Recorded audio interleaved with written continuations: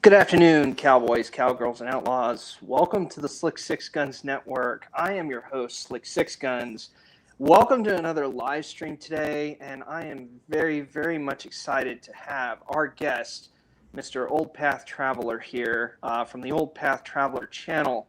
By all means, make sure that you guys go ahead and go down to the description below this and subscribe to his channel. He's got some great stuff. We hope to learn some great things about the 1911.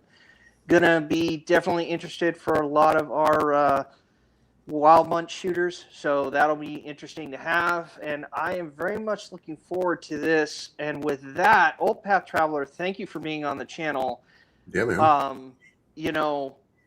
Let's just get right into it because this is going to be a really interesting conversation. And why don't you just go ahead and tell us about yourself, personal, professional. If you do a shooting sport, let's just go with that, man. So Sure. Take it away. Yeah, man. Well, thanks for having me, dude. I'm been excited to come on and talk with you.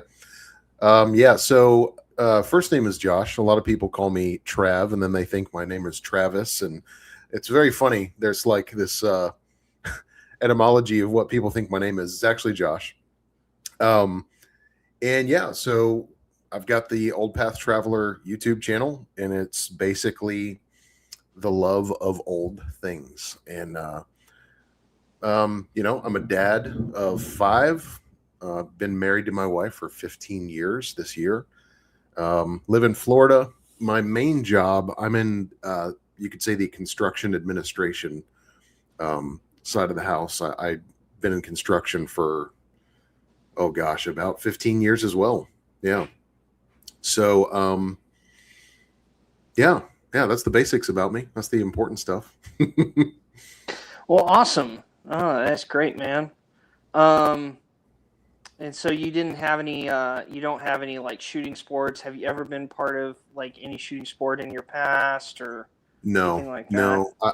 I think the closest I came to it was my parents put me in a 4-H gun class when I was like 9 years old. Mm-hmm.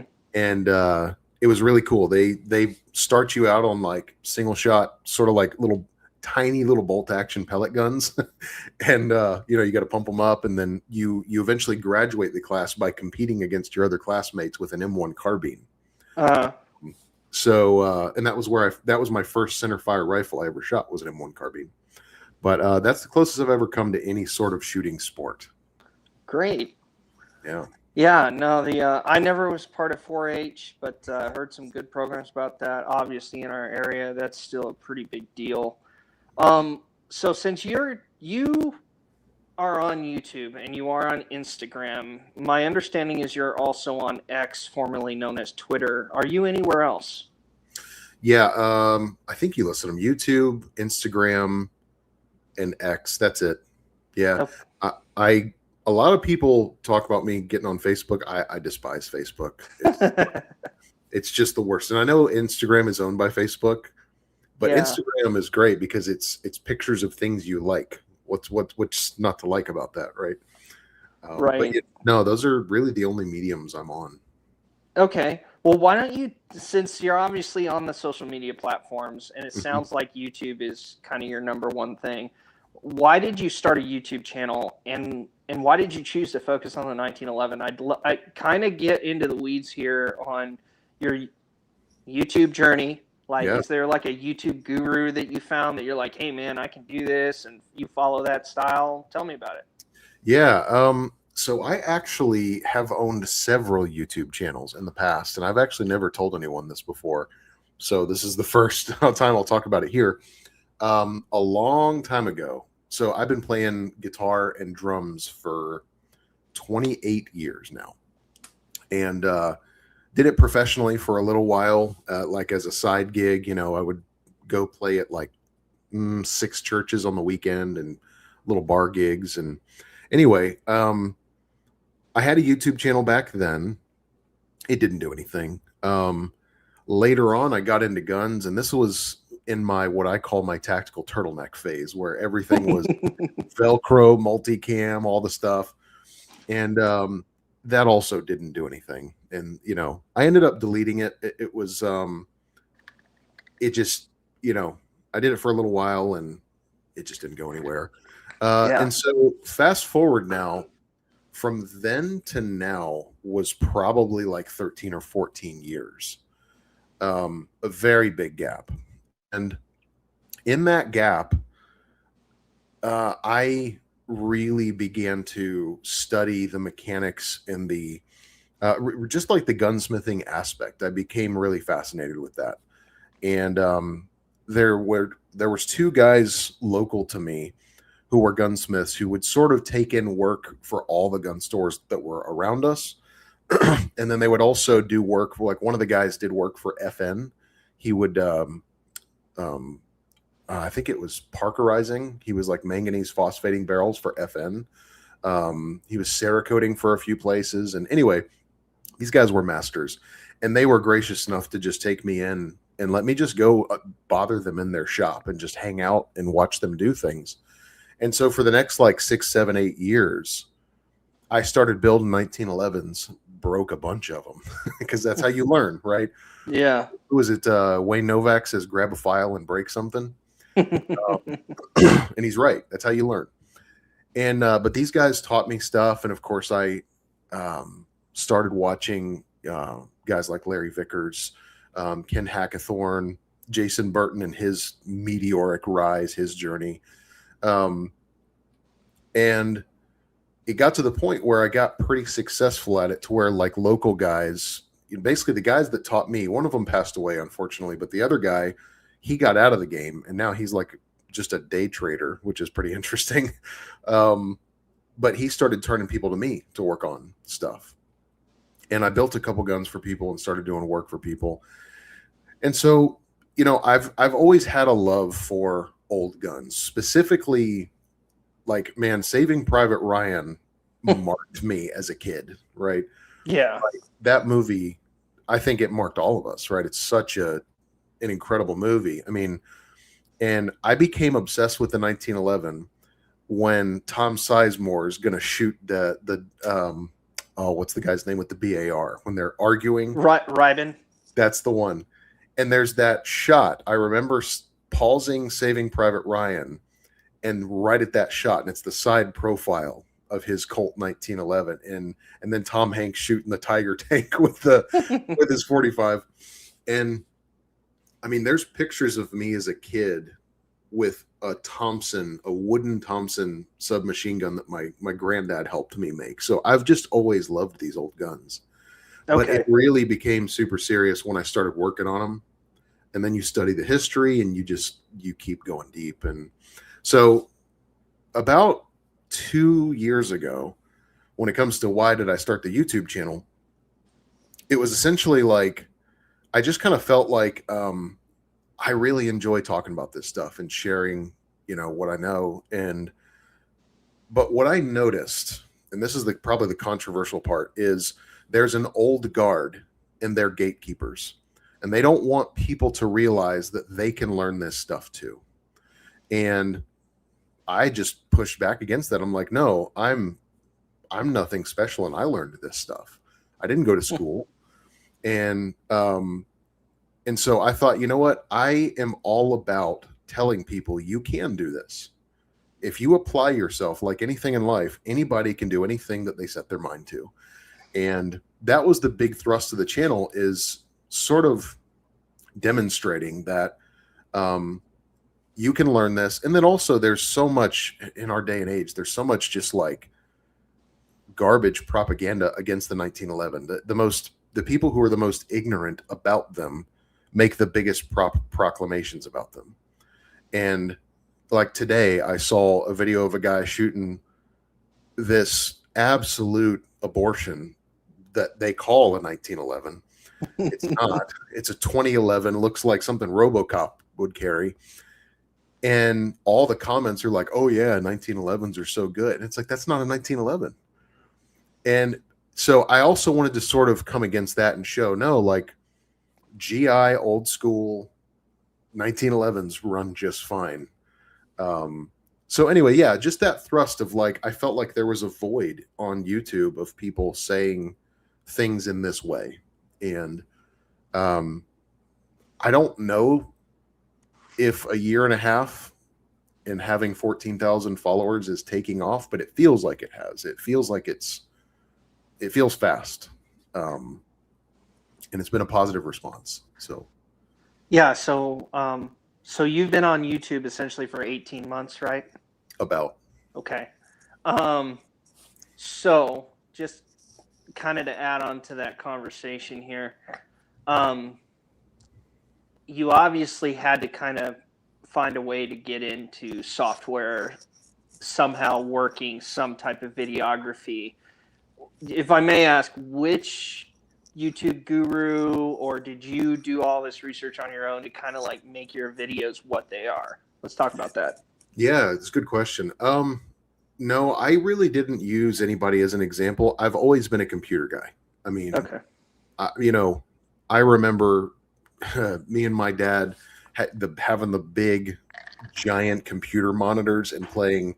We would do the LAN connection and play Windows, with the actual LAN cable, and we're playing like Wolfenstein or Microsoft Flight Simulator, and so from a young age, I was always tweaking computers, trying to get them to run better. And of course, being in the music world, somehow that was connected to video editing. And so I don't really know where I picked that up, but yeah, I just kind of came into it knowing how to being good with computers. I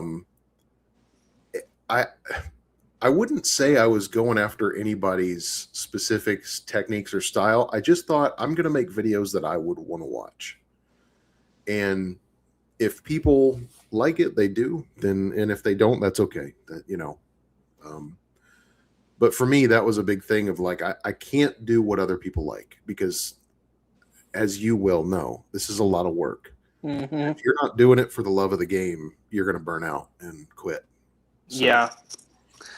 No, most deaf. And I will say, just to kind of add more clout to your footprint online, one, you were one of the reason why I even found you was because I was looking for a 1911 video.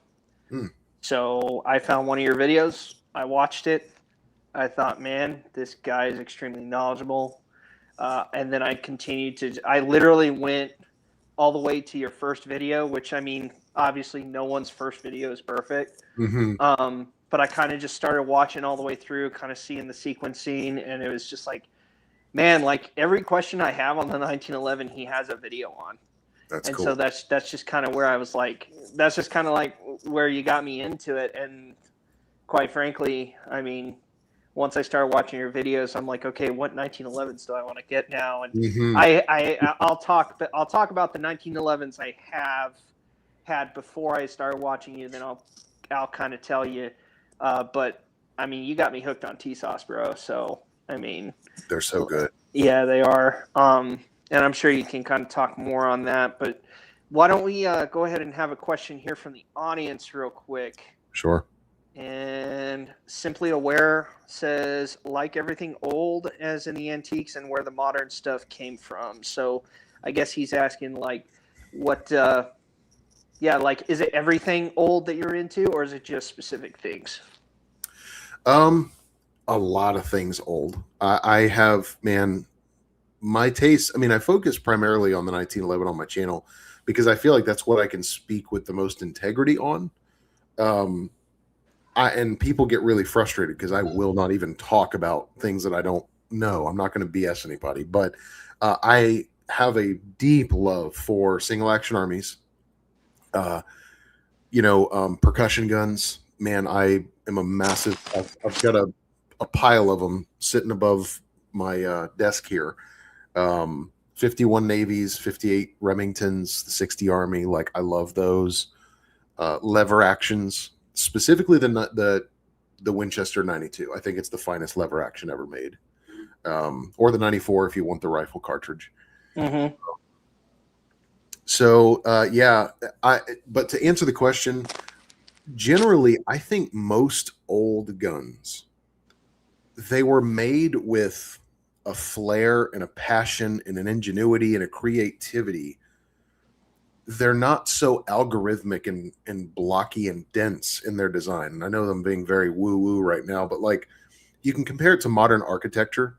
Modern architecture is basically just everything is square and gray, right? There's no beauty to anything. But you go and you look at like, old Art Deco or European, like 600 years ago, European architecture, you just sit there and stare at it. It's so beautiful. So anyway, yeah, I just think generally old stuff is way more interesting. For whatever reason, I'm deeply uninterested in like old German guns. Okay. Those, for whatever reason, have never grabbed me. Like I was talking with a friend of mine the other day, and he's very into Lugers, and it's like, oh, they're cool, but it's just not for me. Yeah. But like old American guns, they're just amazing. Okay. Nice. Yeah. So, just to kind of piggyback, give you kind of a little bit about my answer, and I'll try to keep it as short as possible. Keep this more focused on you, but basically, I got into YouTube. I saw a bit of a need, as you sort of addressed. I'm like, there's not really a whole lot of people talking about the mechanical stuff of some of the six guns I've looked at and all that. And this is when I was really starting to get into them. And I looked into things like AGI, SDI, and like started watching some of their videos. And I'm like, these videos are crap. I can make something better. Yeah. And so I'm like, no offense. If you do a gunsmithing thing, by all means, go do it. I'm just saying that I looked at their videography. I'm like, I can do better than this. Mm. So that's kind of where I came in, and I thought I could fill in. And then I joined YouTube doing like back in 2018. So I've been doing it a little bit a while. I've certainly had ebbs and flows. I think my channel went dark for about 2 years, mainly because, as you said, you get burnout, and it does happen. And then I started like getting back into it, which is kind of funny. So you'll see a lot of videos on my channel that are like 7 or 8 years old. And it's like, why haven't you made a sequel to that? Well, I kind of got tired, Yeah. I'm like, it's a lot of work, like you said. It's a ton of work, man. Yeah, it's like all the editing, and I was getting to where like I was spending about 60 hours per video just trying to make it work. That's not surprising. Yeah. Yeah, I mean, just to give you an idea, I'll be really transparent with folks about like what the reality is of making videos. I did a video on my 1873 lever action, the big 30-inch barrel one. Yeah. Total, that video probably took me 25 hours between like driving to the range, shooting it, my own time on the bench over here, doing everything, the editing, all of it. That video made me $7.16. Yeah. It is a freaking losing proposition, dude. Like that, it's not great. But look, the way I look at it is, if I went out on my lawn tomorrow and 900 people, because that's about what that video got, if 900 people were sitting on my lawn waiting to hear me talk about a lever action, I would pass out. Okay. So I'm like super grateful for, the viewership of people and all that stuff. But yeah, it's not easy, man. Like it's one of those things I learned a long time ago, probably not long enough ago, that you don't criticize someone else or judge them until you've sat in that seat. Because man, until you're sitting in the seat and it's you and the responsibility's on you and the criticism comes at you, you just don't know what it's like. And I learned that working for a guy that I really just didn't like. Mm-hmm. But I got to see behind the scenes of how hard his life was running a large company. It's very stressful. And and just how hard, he put in sacrifice that I didn't have to put in. And he risked his family and his livelihood. And so anyway, I think that's, and now being on this side of YouTube, I have a lot more grace for a lot of YouTubers. Maybe that I didn't like certain things about their videos, but it's like, you know what, man, it's a lot of work, and you don't know people's lives. And so, yeah, it's a lot of work, and it's often the reward is not great. Well, I'll just go ahead and give you kudos now. Might as well. I mean, your channel in 18 months where it is, like, you're doing great. I just say keep going, bro. So I appreciate that. You're clearly knowledgeable, and I'm sure more people will get that idea as we keep going, talking, and answering questions. But you're very knowledgeable. Your videos are extremely well done, well edited, and I have yet to see a really like anything I would tell you to cut. I mean, there was one video that I looked at, and it had to do with you were doing a tabletop, and then all of a sudden the oil spilled. I don't know if you remember that. Yeah.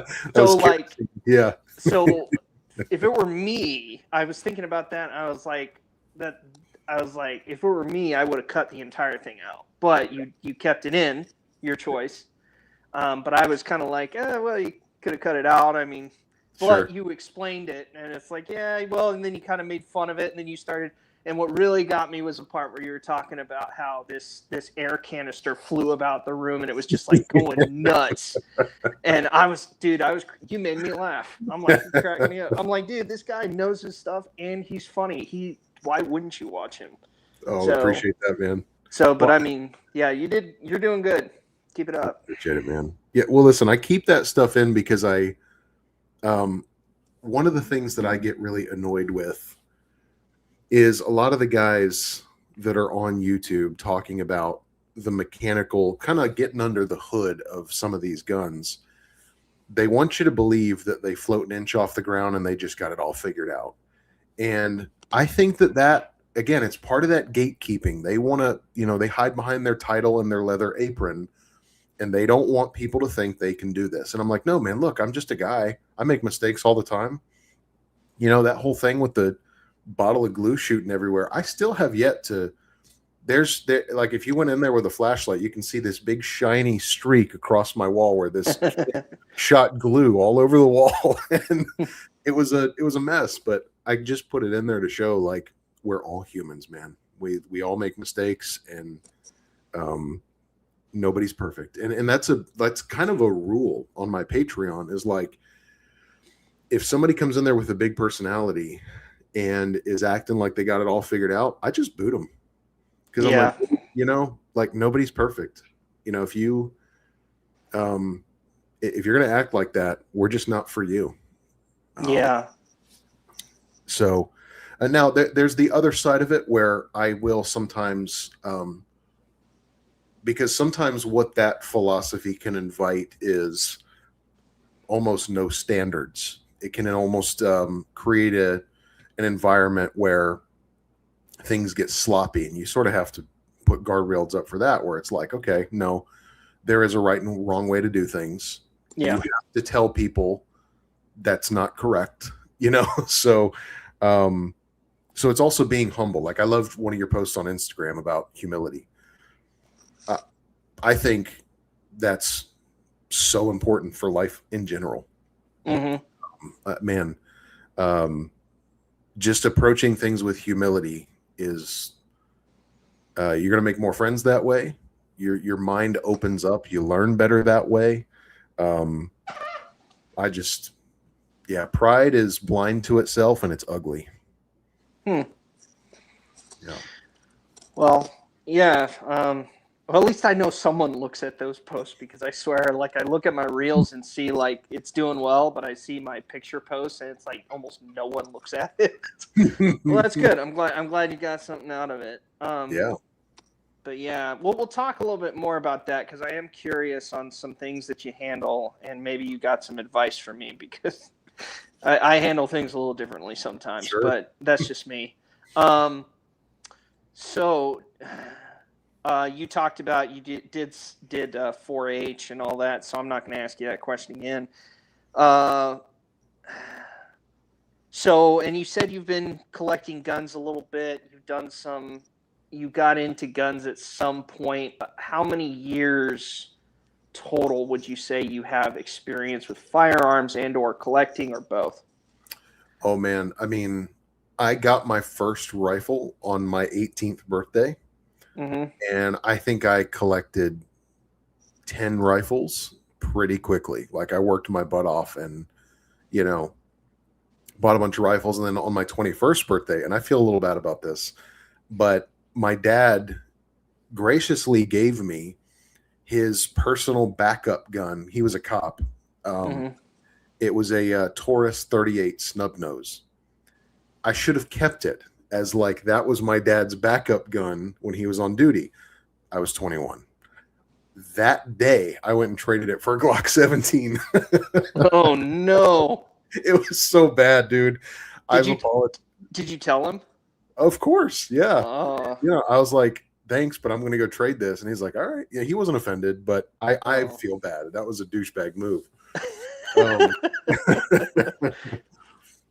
So yeah, dude, as soon as I was old enough to own guns, like I got after it pretty hard. okay. Yeah, but I've always been a tinkerer and a fixer, and like my dad was a cop, like I said, and he was on Orlando PD and the SWAT team and all that, and he would come home from a range day with the SWAT team in his Ford Ranger, and the whole bed was full of MP5s in their bags, and I would be in the living room with him, and we're cleaning MP5s, and so my whole life, man, I've been into guns. Nice. I can't remember an origin.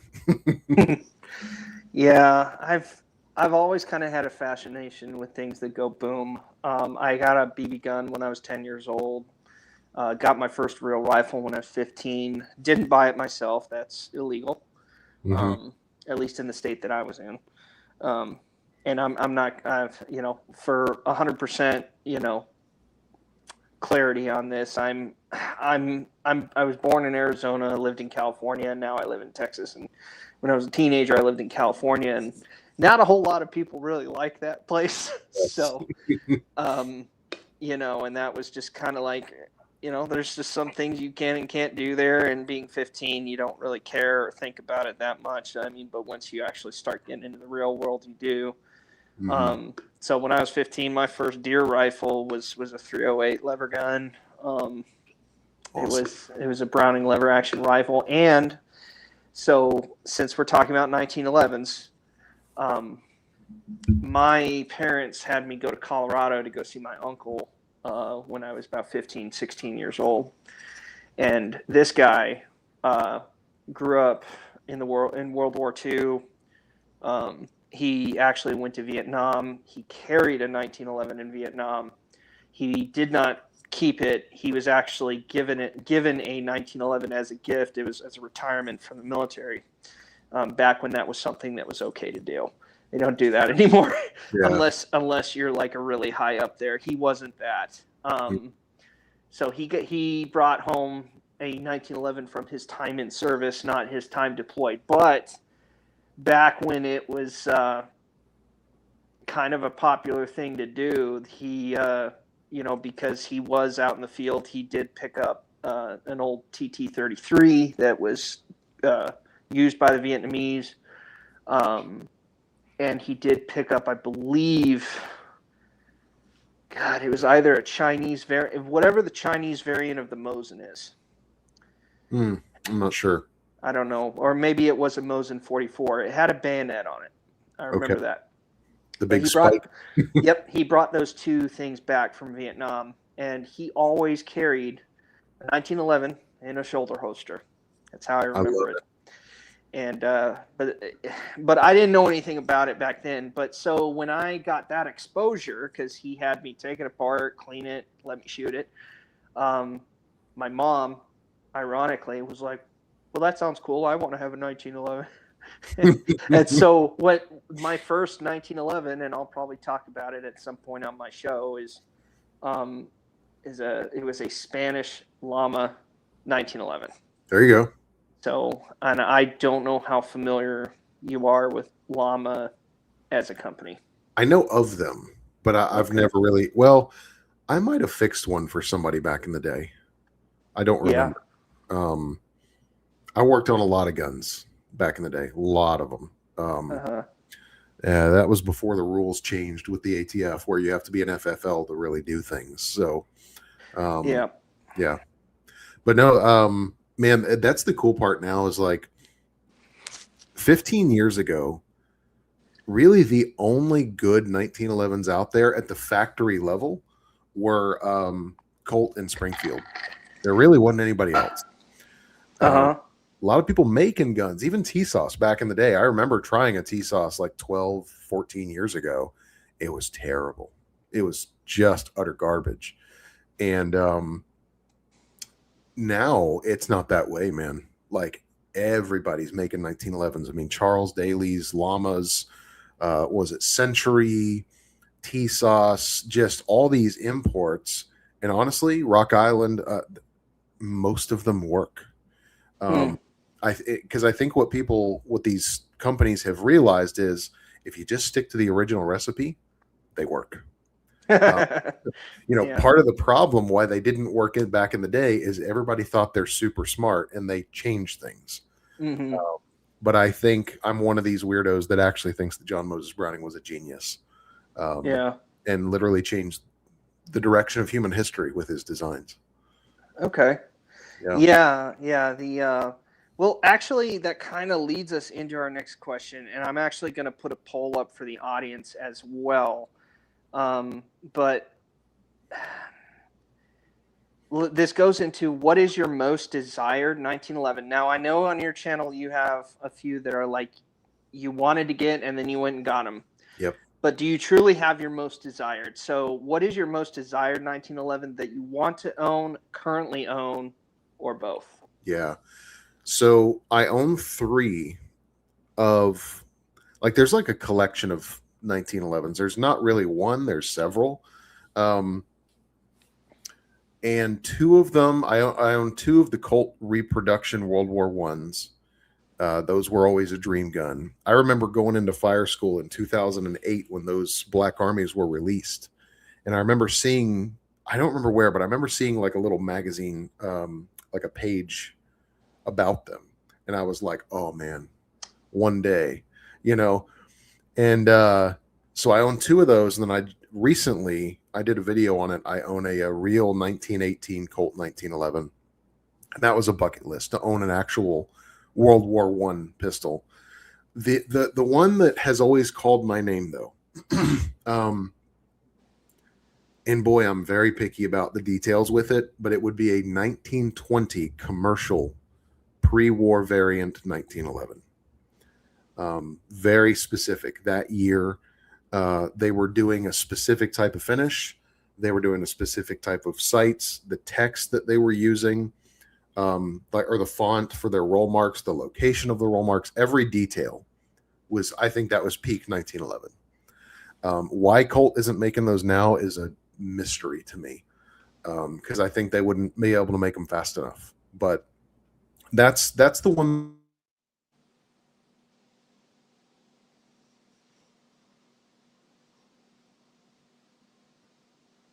Mm.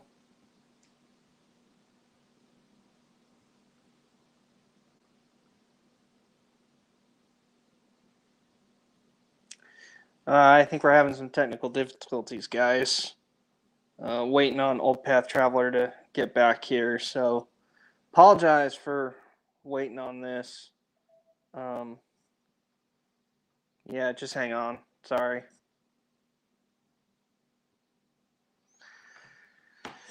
Hang on.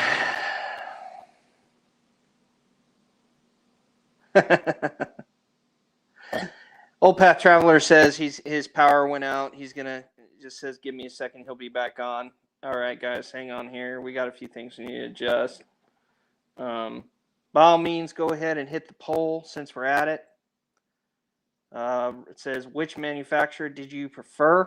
So we got a poll out right now. Go ahead and give us your answer, and maybe we can bring it up in the comments. Yeah.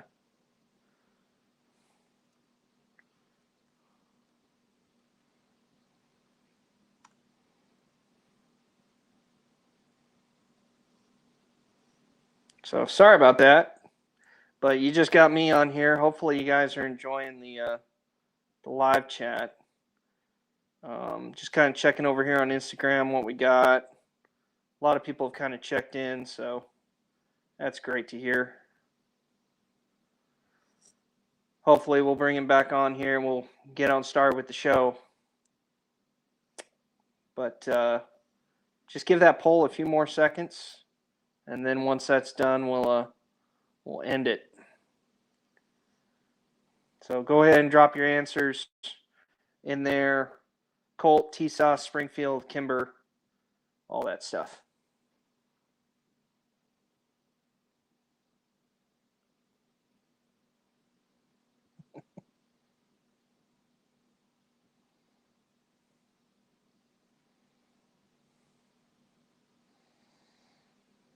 So anyway, hope you all are enjoying the show.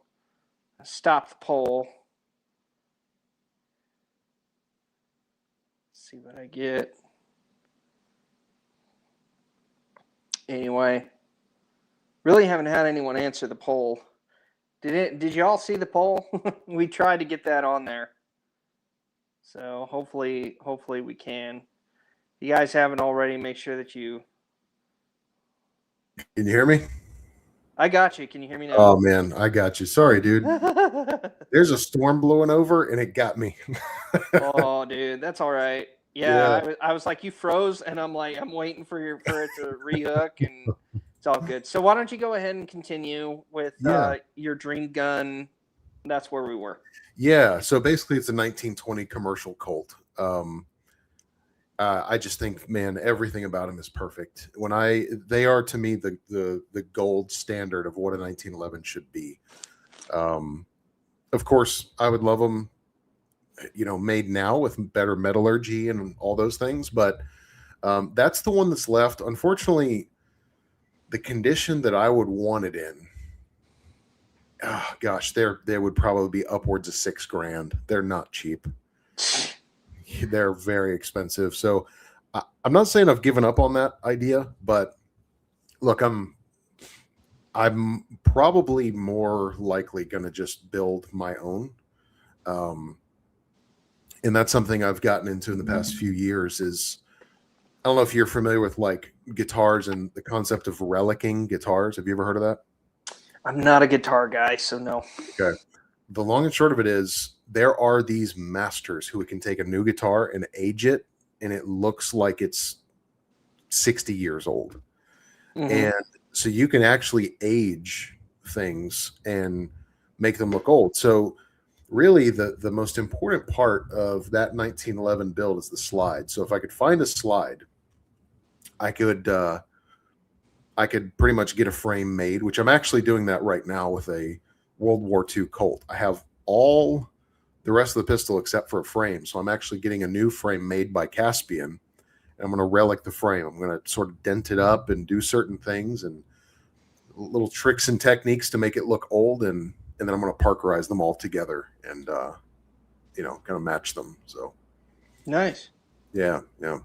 So I would have to say that, okay, so I guess I'll give you my answer as far as like Dream 1911. Well, I do want to have an A1 and a 1911, so a World War I, World War II. If I could get something that was pre-World War I, I think that'd be awesome. Mm-hmm. I would love, and this is never going to happen, but I would love to have a singer. Mm-hmm. So, but you're not wrong for it. Yeah, I am that guy that, oh man. And you can talk all about pricing, I'm sure, but I am one of those guys that if I see it, I just got to have it kind of thing. And if I had the cash for it, I'd be like, I'll ask for forgiveness later. That's right. Let me tell you, that's one. So here's the beautiful thing about World War II era 1911s. They are very, and I mean very easy to replicate. Mm-hmm. You could make, I think, something that would fool most people. You can make a pistol. So, like, for instance, all you really need is a standard A1 frame and slide. Mm-hmm. Back then, they were using belt sanders to profile the sides of the slides. You literally take the slide and belt sand. It's terrible. It looks ugly, but that's how they did it. Mm-hmm. You can replicate the bluing. You can buy punches on Amazon and replicate the roll marks. You could get it. Like, there's a way to do it. The same thing with like Remington Rands. Those guns, all those guns in that era, they were trying to make them as fast as possible. Yeah. And so that means they're a little easier. Now, it's very hard to replicate the pre-war stuff because the processes they used are just a lot more careful, and there was real care put into them. They were taking their time. Mm-hmm. But yeah, there's a way to do it for sure. It'd be cool. Yeah. Well, maybe one day, someday. We got a question from the audience here. Mm-hmm. And I think what he's talking about is TSAS specifically. What switched up with that brand? You kind of said, I guess this is going back to, you said it was a little rough. They weren't as good. Now they are. So what is it that caused them to be better? Could you provide insight on that? Yeah. So I don't know specifically. I have talked to some folks kind of behind the curtain at TSAS, and what I can say is things really turned around for them about 5 years ago when they got some really good consulting. They got somebody to come in there and say, look, here's how you build a 1911. They went back to the ground floor and basically just, because what most of these companies do is they want to make a 1911 shaped pistol. Okay. They think that frankly, I'm not talking down to Rock Island because they do work, but Rock Island is like this. They make a 1911 shaped pistol. Those guns are really not in true John Moses Browning spec. And now they managed to make them work. I have to give them that. But most of these companies, they were always just off. Like Cimarron is this way. They're made by Rock Island. You have others.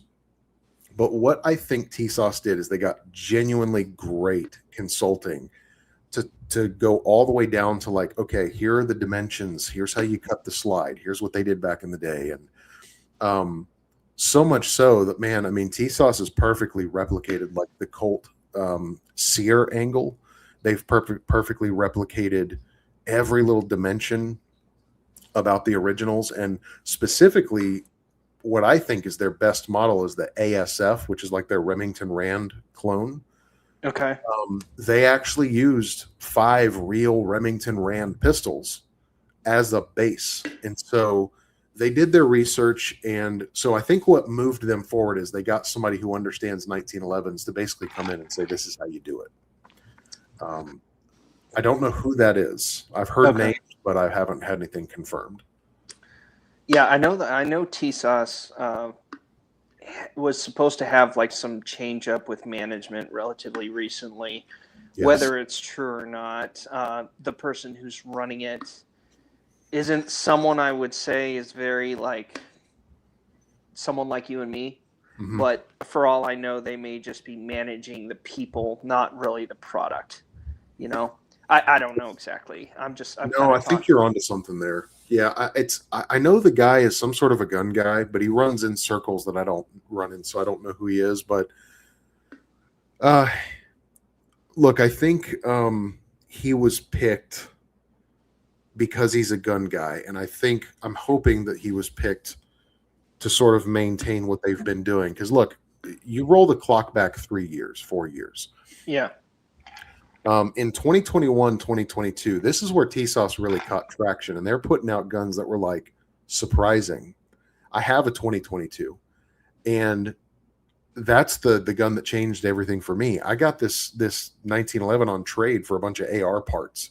This guy was like, hey, I don't have cash, but I got this Turkish 1911. I'm like, all right, I feel like doing a build anyway. Mm-hmm. So I get this thing in. I took it out to the range and put 250 rounds through it without a single hiccup, and I was blown away. Mm-hmm. And so that's when they really started to get traction, because people were realizing, oh, these are actually made well and they work. And now, oh my gosh, there's been such this incredible trajectory of like, I can go inside those guns, and I've got a video that's going to be coming out on this showing they've improved on purpose all these little things that they needed to get right. Mm. I mean, they've improved their thumb safety fits. They are now fully polishing disconnectors, and like the springs. They've changed the springs to be the proper weights. They're trying their best to make a proper 1911. Okay. So, yeah, a lot to say there. They're a cool company. I'd love to work with them because I want the best 1911 possible. And that doesn't mean the most expensive, because the truest 1911s are not custom guns. The true 1911s are factory assembly line parts box guns. That's what they always were. Mm-hmm. And, Colt forgot how to make 1911s. Springfield is forgetting. They're currently in the process of forgetting. And TSASS is the one right now who's holding the line, kind of doing it right. And, Yeah. I just think they're great. Yeah. So I have a llama, a Colt, and 2 TSASS. The Colt, I bought it when I really knew nothing. Yeah. And I bought their Classic Series 70 model, if you're familiar with that. And the reason why I got it, say again? The Mark IV, right? I think it's after that. Not sure. Okay. It doesn't say Mark IV on the slide. It just says Colt Classic Series 70. Oh, it's the Classic. Okay. Got it. It's the Classic Series. Okay. Got it. So, and the reason why I got that, because I didn't know a whole lot about 1911s, was because it looked the most like a 1911A1 that I could see. And I was like, wow, that's a 1911A1 from Colt. And I'm like, it's not used in the war. It looks brand new. Well, I get home and I look up the parts. I'm like, that's not it. That's not an A1. It's a cross, And so it's like they took the best from both worlds and put it in the Classic Series. It's not bad, but it's just like, and then you're like, okay, well, it's not necessarily historically accurate. On top of that, as you said, like I can look at some of the parts and they don't necessarily look steel, and it's just like, well, and I didn't have I'll be honest, it wasn't a bad price to pay for it. And I was like, I'll be honest, I was paying for the name. I was wanting to get the Colt, but then, like I said, you kind of got me hooked on the TSASS, and then so the first model I ended up buying was their 1911A1 U.S. Army, and with the wide spur hammer, which, to be honest with you, that is a preferred on mine. And where the 1911 falls into cowboy action shooting is when you go into wild bunch shooting, you can use a 1911. They shoot the traditional category, or they have the modern, so you can have all the tricked out ones and shoot it two-handed, or you can fire the A1 or the regular 1911 variant. And so that's where that got in, and I'm like, well, I really want something like that, and I want to shoot traditional, so I was like, the A1 sounded like a perfect fit, and I got that thing. And now this is where our interview is going to get really interesting, because I want your opinion on this. Sure. But I fired it a couple times, and this was before. This was really before I started watching your stuff. I had heard rumors about, they're kind of okay, kind of not. So I shot maybe the first 100 rounds. I had a couple jams. I really didn't care so much about it, because I'm like, well, this isn't a carry gun. I'm kind of getting it for fun, blah, blah, blah. And, I was kind of looking up, well, there's some things that you can do. And I'm like, well, this is exactly like the guys do in cowboy action when they end up like tuning their guns to make them race guns. Yeah. There really isn't much of a difference. It's like, you get your basic, you find out what sucks, and you fix it. And so I think that's kind of like, that's where I kind of went wrong with that. And when I was kind of seeing just other people on the internet, because obviously you're not the only one who covers the 1911 or covers semi-autos. That's very obvious. There are a few out there that cover it, and I'll be honest, I'm like, why are you even talking about this? and they'll do like burn down videos, and it's just horrendous. Yeah. It's like they just give the gun a bad look, and it's solely for clicks. That's all it is. Yeah. So look, this is a really important topic, and this is like the one thing that if I die tomorrow and my channel has one message, this is what I hope it is. We've been conditioned in the modern day that you snatch a gun out of the box, brand new, and you just hurry up and go shoot it, and you don't clean it, you don't lube it, you don't do anything. It's a terrible way to live, in my opinion. I don't think that's good. But here's how you have to approach mentally the framework with the 1911. It's the same as you buying a brand new generator. Okay? Mm-hmm. Generators have carburetors. If you don't know how to clean a carburetor, you're going to be a very sad person. That generator is going to be giving you problems. Okay? Even a brand new generator is not going to work right out of the box, right? You may fire it up and you've got to adjust the airflow. Maybe you got a spring that's not quite tight enough. You got to increase the throttle a little bit, right? And you got to set the throttle to where it's going to like get you enough amps at operating speed and everything. But once you get it set, that generator, it'll outlive you, right? Mm-hmm.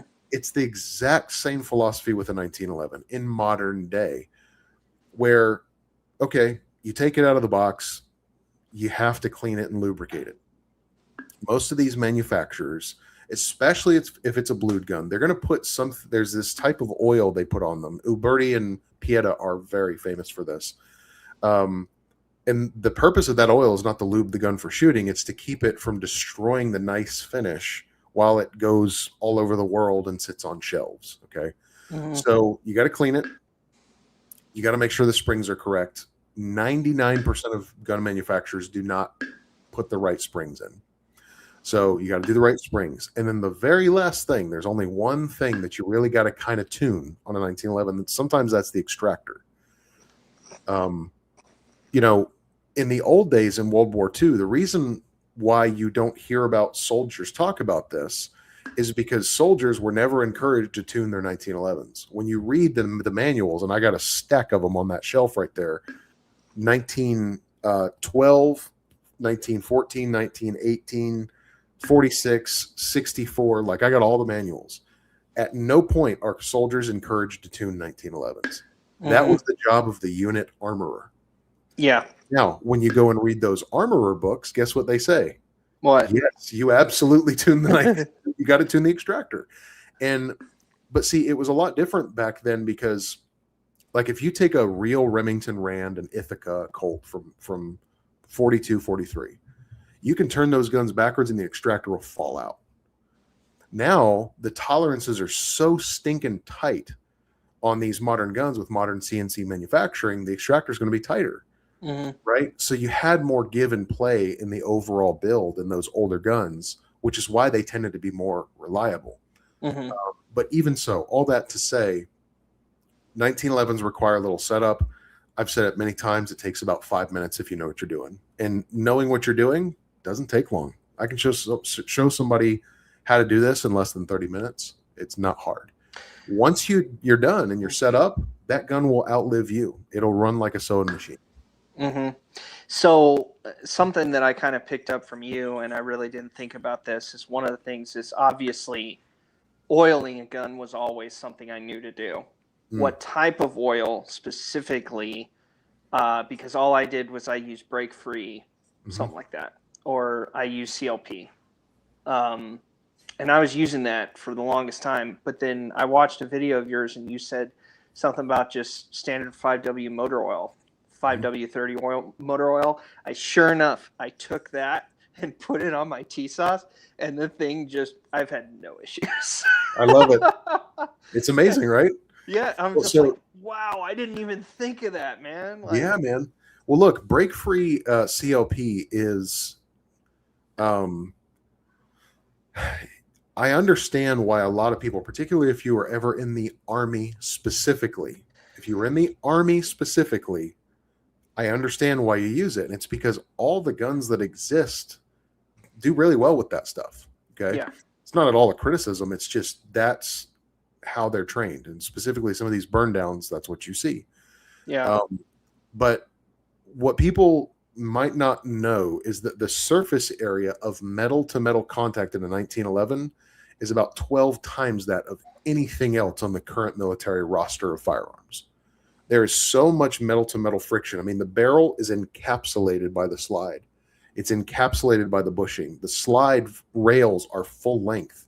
You got tons of metal to metal contact. And when you add heat and then carbon, and then there's this thin oil, the oil burns up, you got way too much friction to not have a good oil. Mm-hmm. Interestingly, when you go back to the 1911 trials, you know, very, very often people reference this famous 6,000 round test that John Moses Browning did.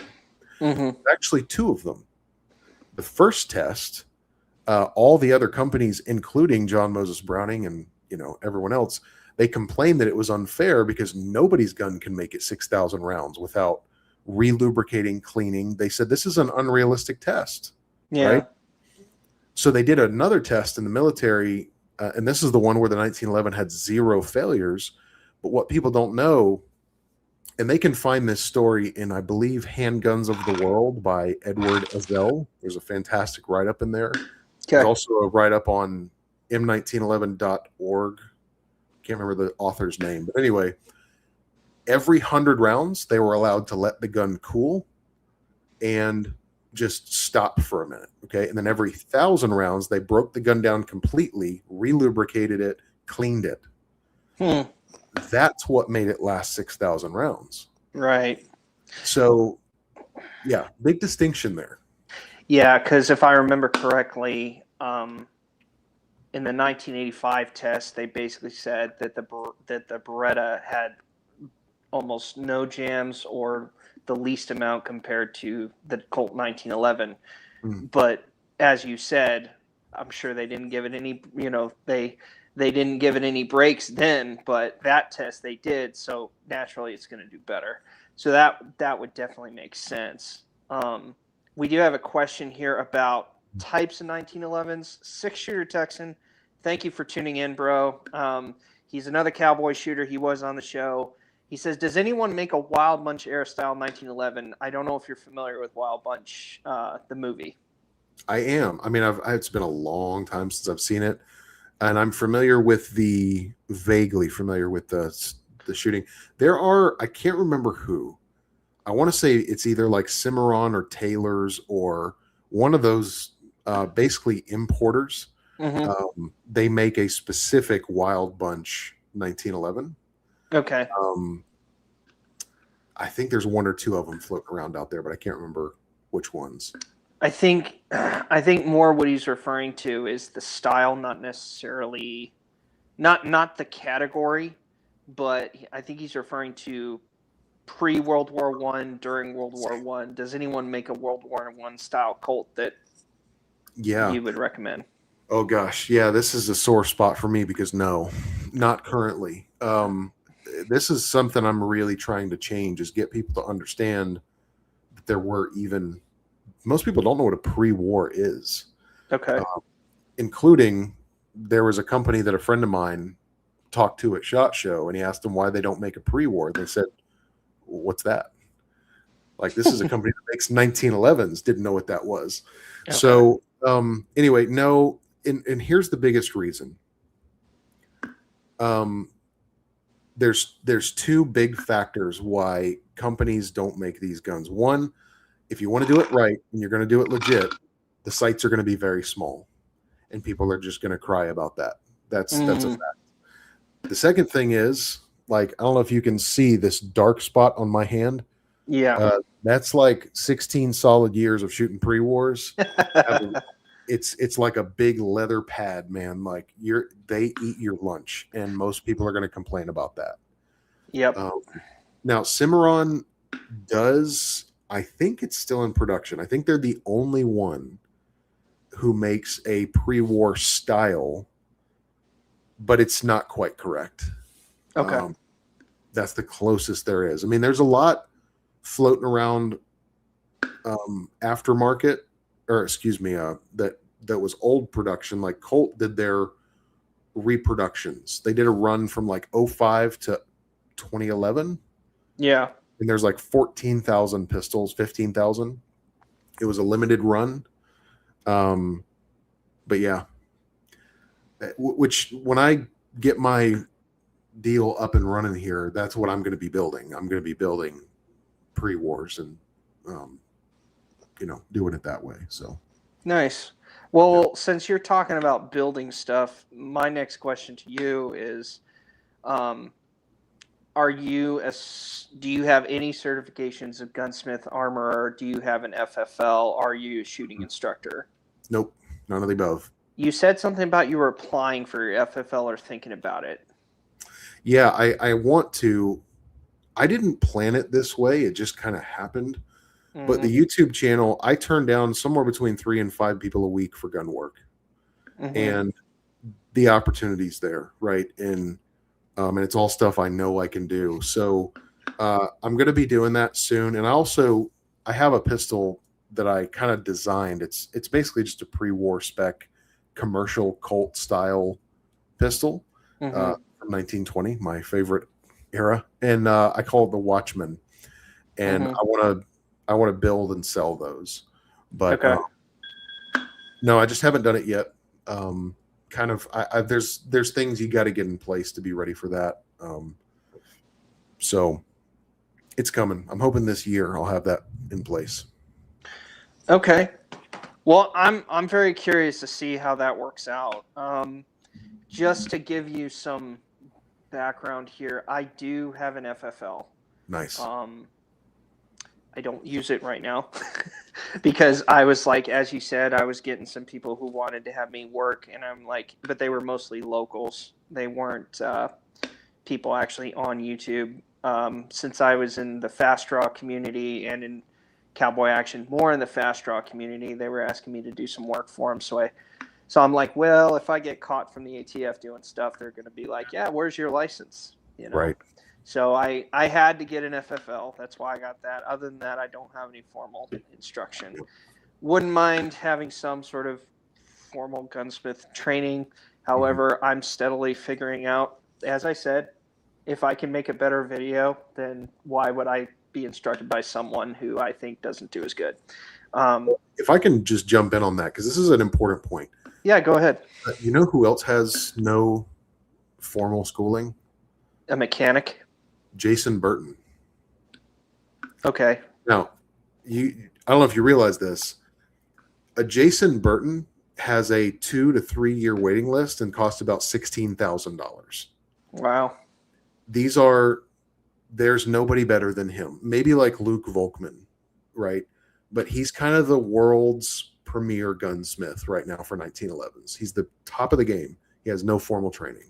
Oh, wow. Now, he sat under some really cool guys, but he doesn't have a certificate. Okay. And I love that because here's what a lot of people don't know. All the heroes, the Novaks and the Keiths and all these guys, not all of them had that either.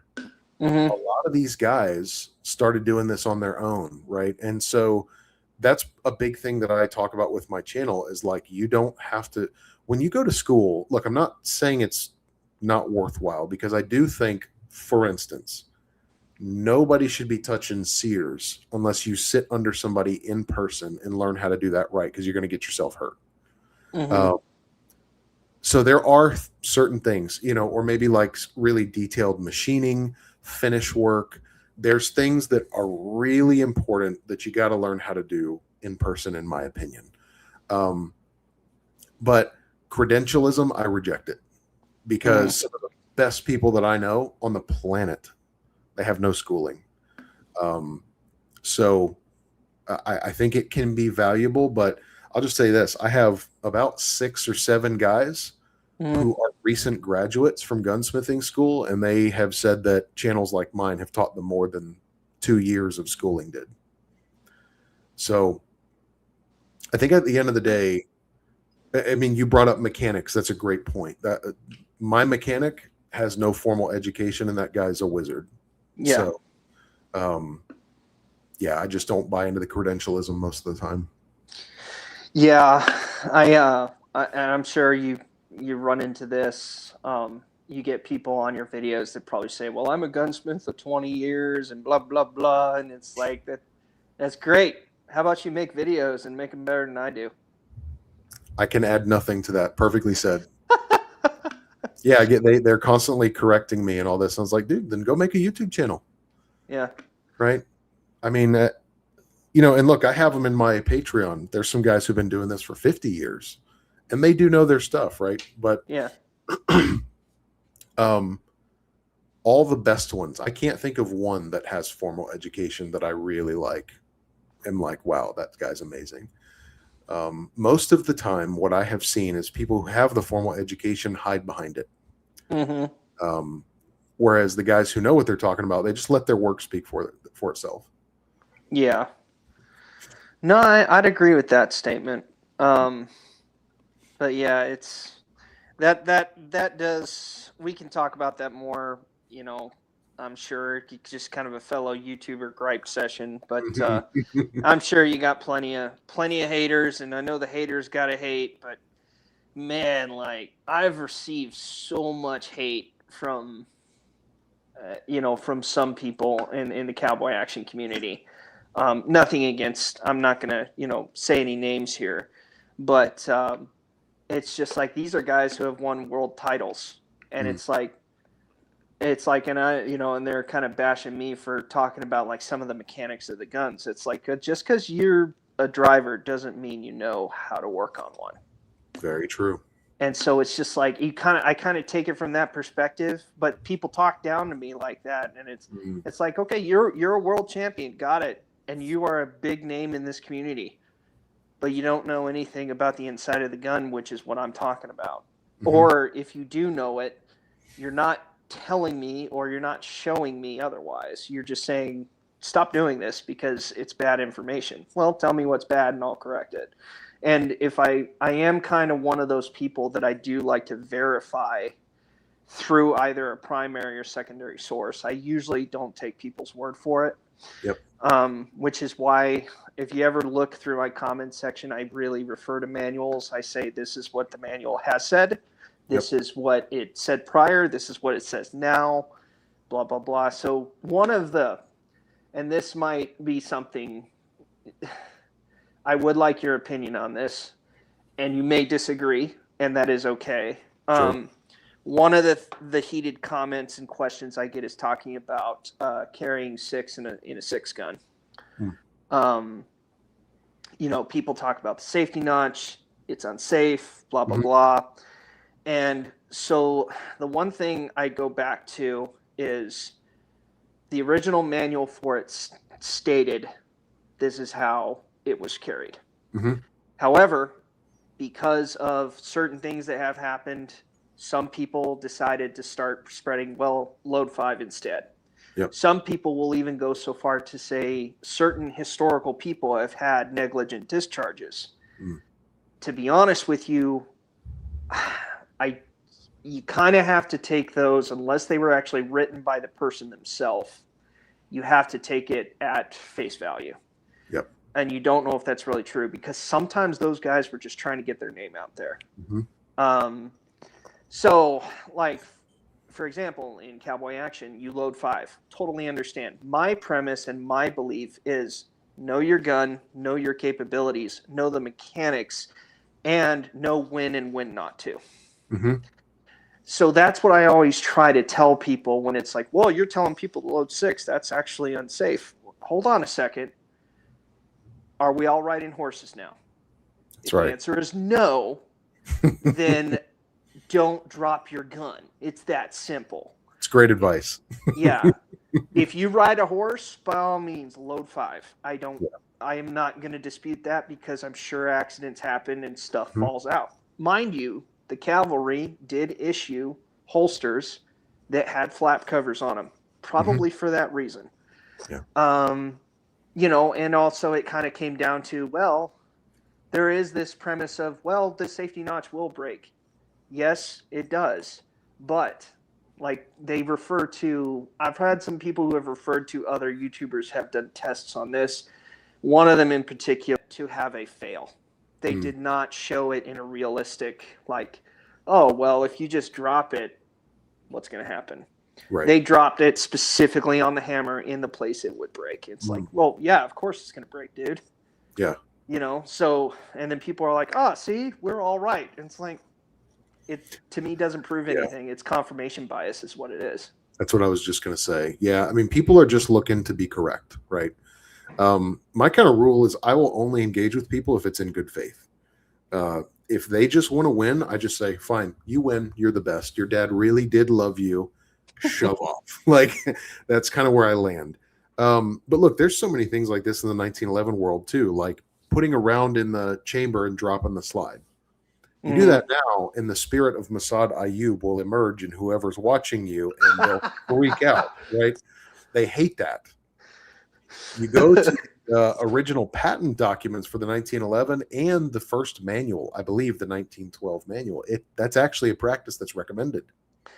Yeah. Right? And I think even in the 1918 manual that was written during World War I in France. Now, they later changed that because is it true that if you do that like 500 times, you can break an extractor? Yeah. But guess what? Extractors can break just by shooting them. So that's just whatever, right? Yeah. But, you know, I wanted to back up to what you were talking about with like, you know, this world champion, whatever. If somebody's so good and they're so correct, then they should not be threatened by asking for the claim to be demonstrated. If I say to someone, okay, you're saying I'm wrong, demonstrate it. Because most of the time, what I do my best to do when I'm talking about something is demonstrate it. Here's my claim. Here's my maybe some historical data. Here's the technical explanation. Maybe here's some anecdotes of where this went right or wrong. But for the most part, I'm doing my best to put forward like the why. Demonstrate it. Prove it. Mm-hmm. Anytime someone says this big name says so, discard it in the garbage. Or anytime someone says I'm the big name or I've been doing this for 30 years and it's true because I say so, discard it. That's not an argument. Make an argument. Demonstrate it. Right. And then I'll admit I'm wrong. I'm not perfect, but yeah, that whole thing where you know, you're going to listen to me, Sonny, because I know more than you. No. You know, if you can't demonstrate it and elucidate a thought that we can understand and prove me wrong, then shut up. That's basically my philosophy. Yeah.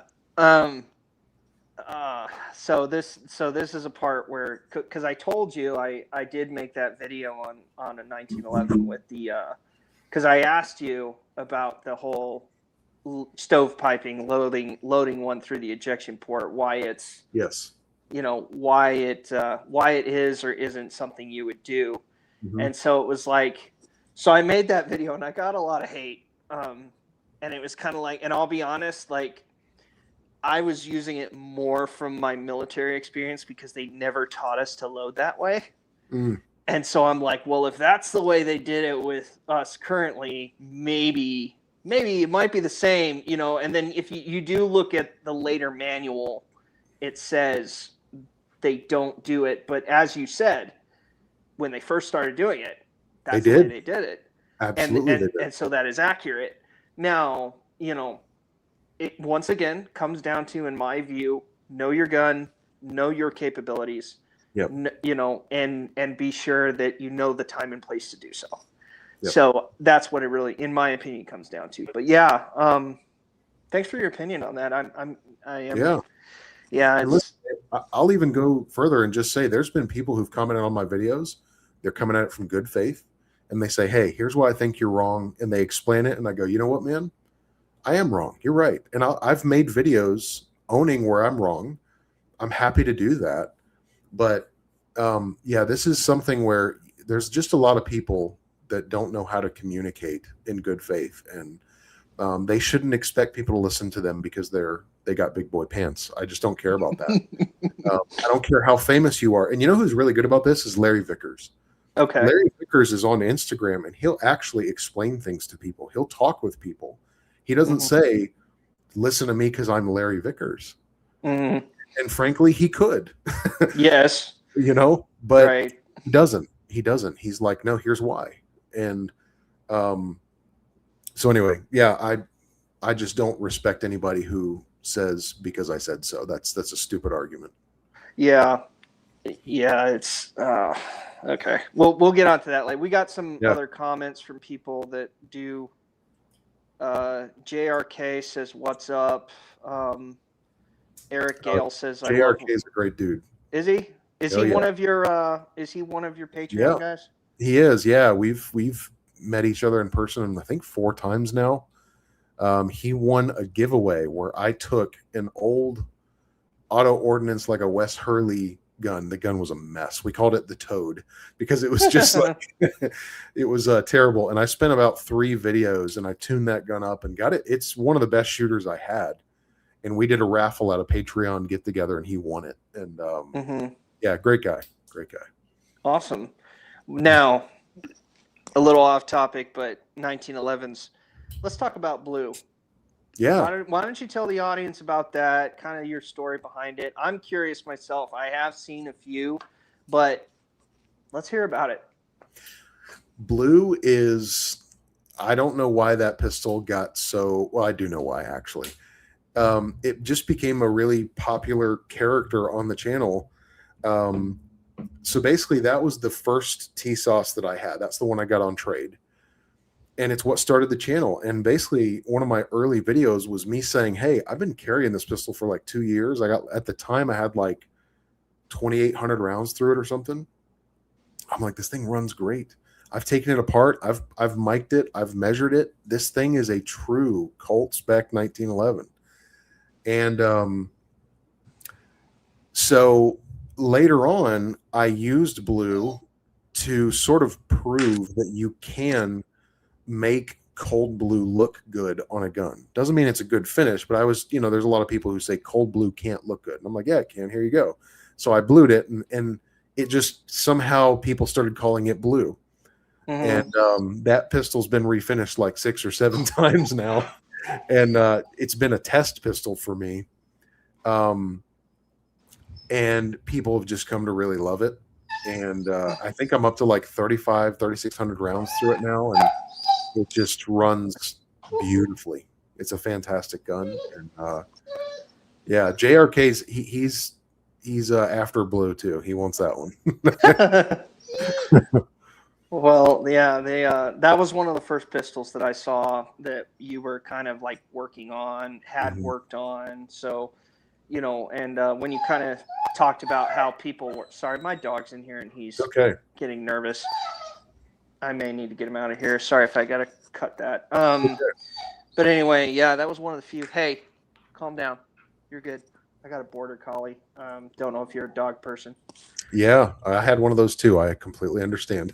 Yeah, because I have small children. He loves to go herd and chase them, and so he thinks they're sheep. And so I'm trying to so every time he hears them, he's like, "Oh my God, I got to go do work." Yep. So they want to work. But yeah. Anyway,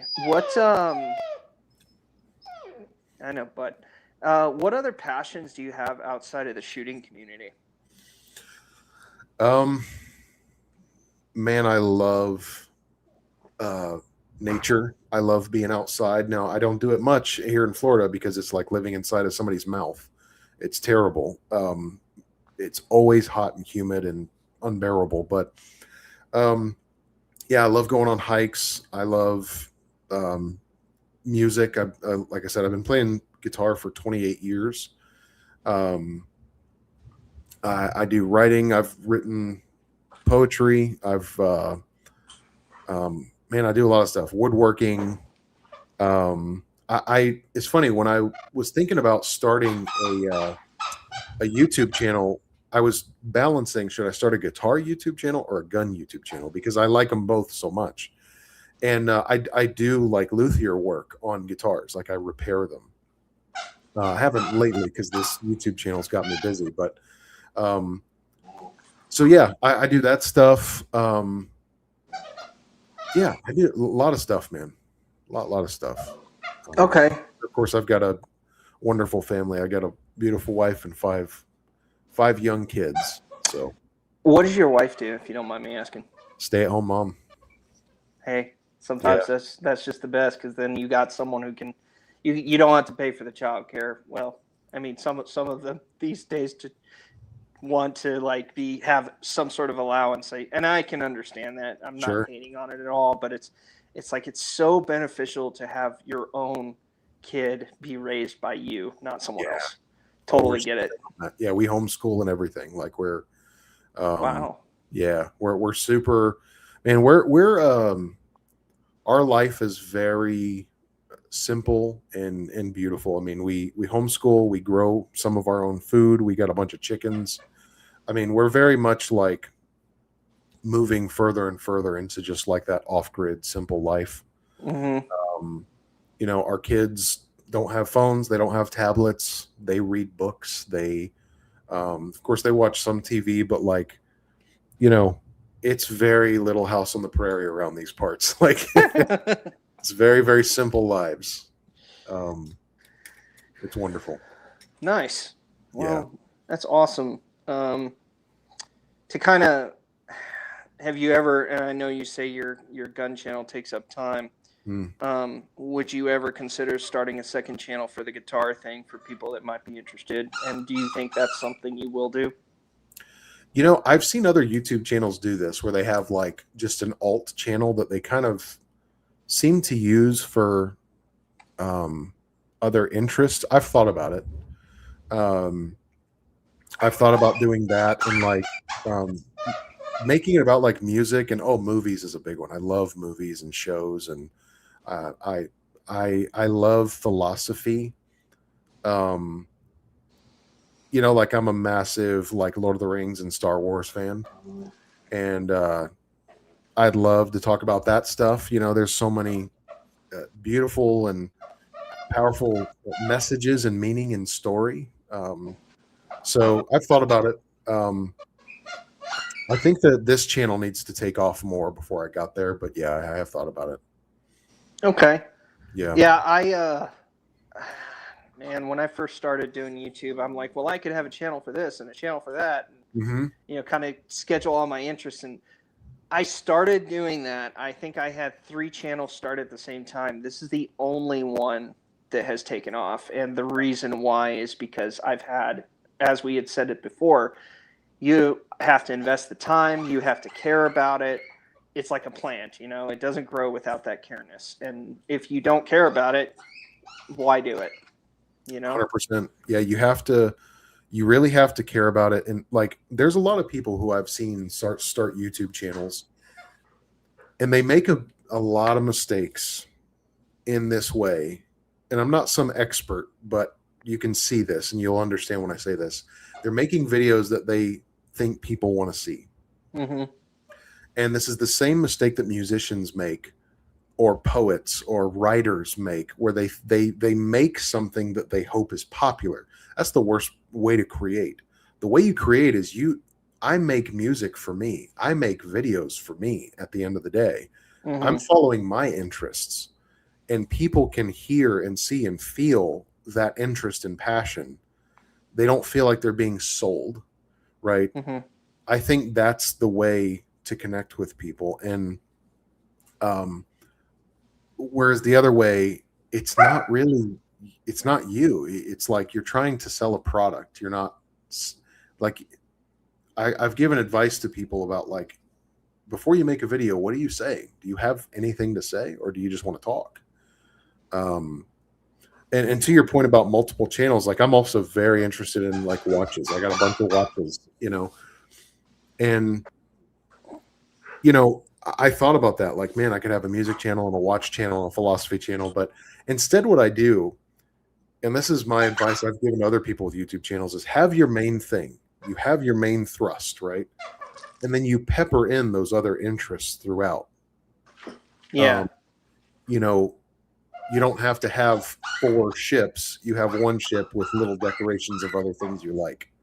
So, but yeah, there's a lot of stuff I really enjoy talking about. I forgot to mention that earlier. Watches is another one. I love watches. So tell me how many watches you got. What's your watch collection? Favorite maker? Got to know. Oh man, I have something like 18. I don't really know. I'm very into. Honestly, the philosophy is going to feel a lot like my philosophy with TSOS. There's a lot of people, and I'm one. Okay, I buy Colt for one reason, because it's a Colt. I don't hate on those people. I'm one of those people. But Uh-huh. if I'm being purely pragmatic, TSOS is eating their lunch 10 times a Tuesday. Okay, and it's the same thing in the watch world where, if I ask anybody on the street, what's the most famous watch? What's the watch brand everybody wants? Rolex. Uh-huh. Well, when you start going through the specs, what is a Rolex? Well, it's 316G stainless steel, and then it's a sapphire crystal, and then it's this type of link pins in the bracelet, and it's it's a screw-in crown, and it's this and it's that, right? Right. Well, when you just take off the name Rolex and you hold up another watch with all those same specs, what's the difference? Right. Mm-hmm. And so the watches that I like are very functional, beautiful. They're made of the same things that all the expensive guys are making them out of. So I like Islander is a big brand. My friend Jolly Roger, he's here in the chat. Mm-hmm. He got me onto those. That's actually what I'm wearing today. Fantastic watches. They're spec monsters. I also have Ratio. Uh-huh. They are the TSOS of watches. Okay. They are like, let me pull one out here. So this guy here, this watch is unbelievably specced out. Okay. To get these specs from like Seiko, you're going to pay $700 or $800. This watch cost me $105. Nice. It's unbelievable how good they are. Right. So anyway, yeah, Ratio, Islander. Obviously, you got to love Casio, timeless. Mm-hmm. You ever watch Longmire? I have, and the only reason I stopped watching it was just because things got a little weird. Yes.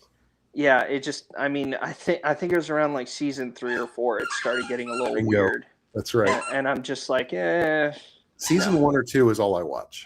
Yeah. So this is the Longmire watch. It's Okay. a Casio. I'm a big Casio fan. Obviously Seiko. But yeah, I like. My favorite though are mechanical watches. Okay. They're amazing. Nice. Yeah. Yeah. I don't have it. I have a pocket watch that I don't carry it. It was my father's. That's super cool, man. But yeah, ironically, I'm the one who bought it for him. About 20 years ago. It's kind of weird saying that, but yeah, I bought it for him, and he, when he passed, I took it back because it's like, well, there's no one else who he's going to give it to, so I might as well get it. But I that's probably the only watch I really have. I don't really use it because it's just like, I kind of like looking at it, but I don't really want to carry it. For sure. That's cool though, man, to have your dad's watch. Like, there's a lot of things that I wish from family that's moved on that I wish I had. So to have that's a special one. Yeah. Yeah. Well, it was a without getting into too much detail. I mean, it's got some. I made sure it was a good watch. I got some. It's gold plated, so I mean, it's nice. It's a very intricate. It's got engraving on it. It's very nice. So I love that. Yeah, so I mean, if it went to someone else, I'd be a little upset. But anyway, yeah. Unfortunately, he passed, and it's like, well, what's the one thing I would like to have back from my dad? Well, it's the watch. So absolutely, that's special, man. That's like watches for guys are the best gifts, and they're the best keepsake when somebody moves on. Like, there's not too many things. Like, I mean, I don't know if you can see it over there over my shoulder. There's a Zippo lighter. No, I can't. Yeah, it's kind of hidden. But my wife got that for me when we got married. Yeah. I've carried that lighter almost every day for 15 years now. And so, well, not so much anymore. Turns out Zippo lighter fluid will burn your skin right off. Ask me how I know. Hey, I won't go into embarrassing stories here. But I think that's special. That's really special to Nice. have your dad's watch. Yeah. What so kind of going on with favorite type styles of firearms. You talked a little bit about Western stuff. Mm-hmm. You know, is there? I'll kind of narrow it down for you. Yeah. What specific Western, other than I know you mentioned the Colt Single Action Army. Yep. What specific one is your favorite? What is like something you would just die to have? Well, I kind of have, just like the Colt reproduction,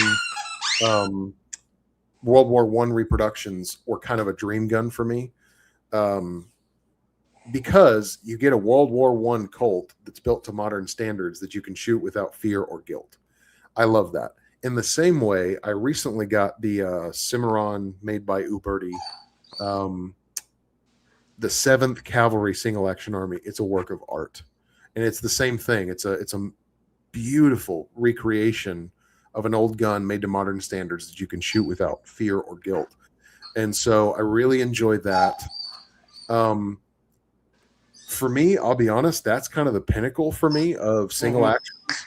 But if there was a vintage one, I would love to own probably a 2nd generation Colt.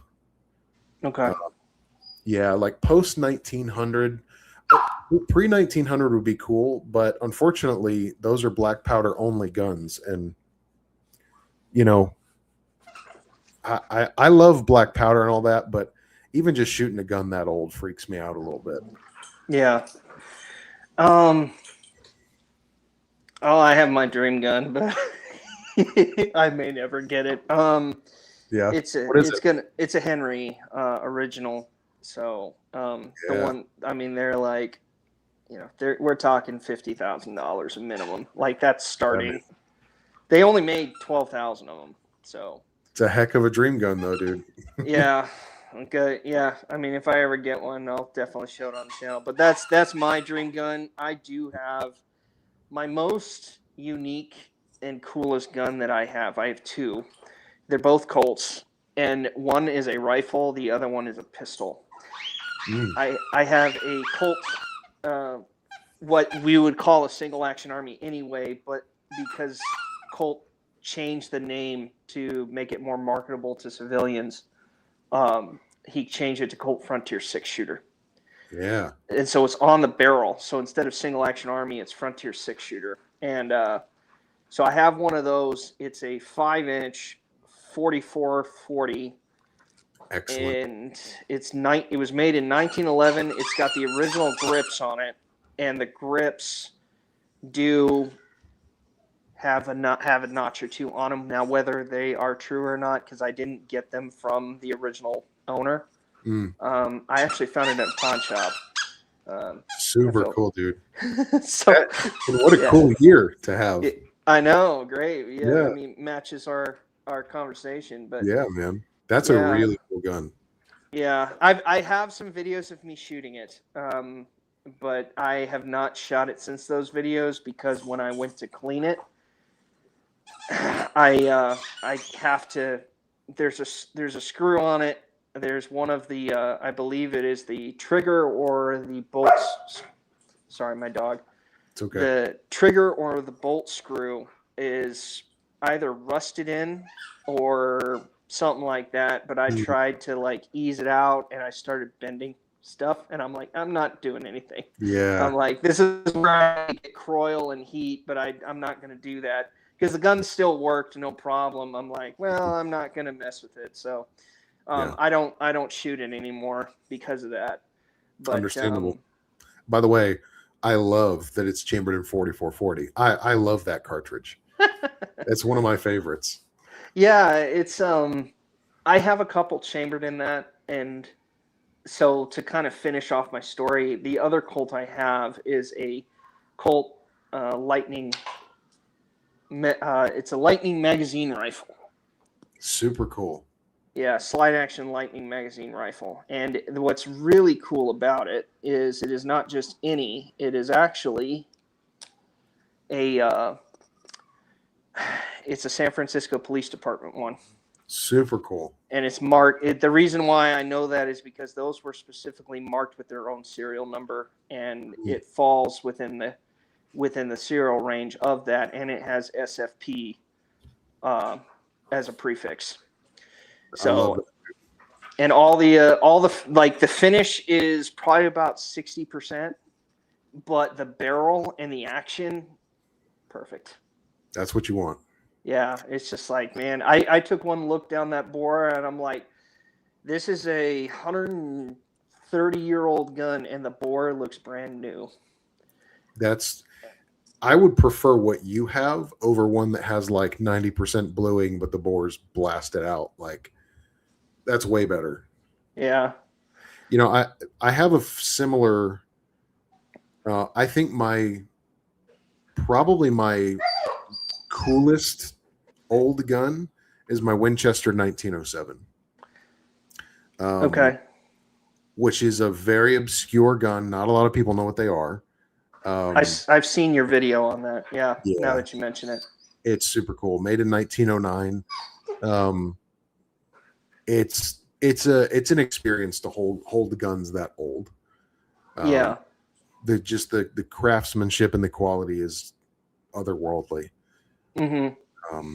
But yeah, very cool gun. I shoot it maybe like once a year. But that one, I try kind of the same thing with you. It's like, man, once those parts break, they're never coming back. The vintage stuff, you just got to be real careful with. Yeah. No, I just remember doing that. I'm like, because I've taken these apart a million times, you know, the repros and the originals, and it's just like once I hit that screw, I'm like, okay, I'm gonna give it a little bit more force, but it just got to a point where it was too uncomfortable, and then the screwdriver tip started bending, and I'm like, yeah, I'm not doing this. Oh man, that's where you like get the sweats and just like, yeah, that's terrible. Yeah, so I had that happen on my 1873, the long one that I just got. I got the Uberti Gorilla bad, man, and I broke 2 Grace USA drivers trying to get that gun apart. So, okay, so I did watch that whole video, and I did comment on it. I do remember you responding. I did want to ask you, how did you get the 30-inch barrel? I have never seen that. Luck of the draw, man. So I've never seen one either. They're very rare, and you and my buddy Jolly Roger, who's in the chat, are the only 2 people who really, I think, understand, that I know personally, who understand that like those are as rare as they were originally. There was only 600 of them ever made in the old days. Yeah. So basically, if you're familiar with like Tax Swap, you ever heard of that site? No. Okay. Well, in advance, I'm sorry, because it's a fantastic website. I'll have to look at it now. Yeah, it's great. It's kind of like, looks like Instagram. It's just a grid of pictures, very clean and simple, and it's what it sounds like. It is people just selling their stuff. I'm being selective with words here because it's YouTube, but so it was on there, and I looked at it, and I'm like, maybe I'm seeing things. That's got to be a 24-inch, or maybe a 28, right, or something. But it says in the description, 30-inch, unfired, brand new, mint. And the guy was asking basically 50% of what they're worth. Yeah. And I thought, okay. And he had good reviews, so I grabbed it, and so far it's been a bit of a project gun, but my next video, I got to take it and shoot it ultimately. But all my bench tests, I've run snap caps through it. It's running really nice now. Okay. And boy, is it nice to shoot. Like, I'll bet. it's running. I'm probably running like 1,100 feet per second, 45 Colts out of that barrel, and it's like shooting a 22. Yeah, dude, you can probably reach out to probably about 150, 200 yards with that gun. So far, I have done 130, and it was unsupported standing. Yeah, I think that gun could reach out pretty far. Yeah. Yeah. So, no, definitely. I'm looking forward to that video. So, Yeah. I'll be watching. But that is a very cool find, if I do say so. Yes. So you definitely hit the jackpot on that one, because I looked at that and I'm like, wait a minute, I only have a 24-inch barrel now. I want a 30. Yeah, man. I don't even know how you get them now. I think if they're special order, but it's the only one I've ever even seen in person. I've never seen them on a shelf, Yeah. Well, and the guy you bought it from, do you talk to him? Do you have conversations? And we've touched base a couple times, and basically he bought it, and he bought like a nice stock wrap for it, and a one of the flip up little peep sights. I can't remember the brand name, but an expensive peep sight. Is it a Marbles? Yes. Okay. Yeah. Yeah, those are hefty. It's beefy. Yeah, I was impressed with the quality. So yeah, he bought it, kind of wanted to do that build, almost like a like a Quigley build kind of deal. And he just never shot it, never used it. And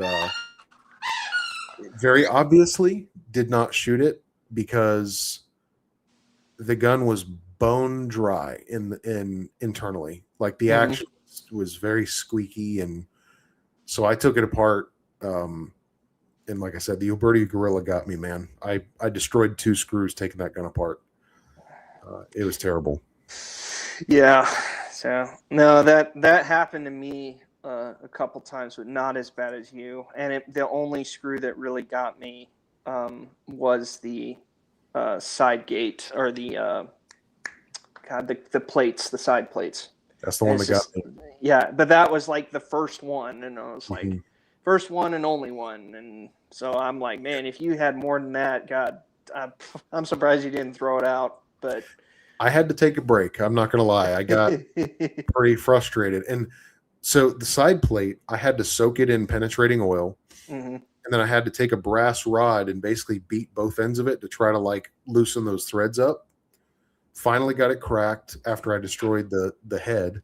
That's another thing. I had to sharpen a forged flathead and bang it into the head and like penetrate into the steel. Yeah. Then I was able to crack it. Same thing started to happen with the main screw for the lever. Okay. I was able to salvage that one, but yeah, 6 hours of penetrating oil, rocked the screw back and forth with a brass punch. And now luckily Midway USA had both of those screws in stock for like $7 a piece. So, easy fix, but Uberti needs to find that gorilla and contain them. Yeah, or make a better, because like I have a couple different brands of the 73. I do have the Moroku variant Winchester, and their screws are not anywhere near that. So can we talk about that for a second? I would love to. Let's go. Winchester. I mean, you can see I love Winchester and Colt. You don't have America without those to me. They're like, people say apple pie. No, Winchester. What are you talking about? Like, oh, of course. Yeah. I love them.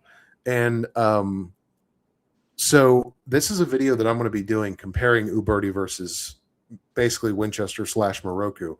I think Moroku are the finest Winchesters ever made. Okay. I wonder your thoughts on that, because like Uberti are okay. They're pretty good. Yeah. But boy, those Winchesters, every single Moroku I've ever touched has been just impeccable. So I am fortunate enough, now take everything I say with a grain of salt, but I own a original Winchester in 3220. I have a Moroku Winchester, and I have 2 Uberti Winchesters. In my opinion, and it's just because the Winchester, the original Winchester, because of its age, and I know it's got some issues, if I got it running, it still wouldn't be better than the Moroku. That's how And I feel.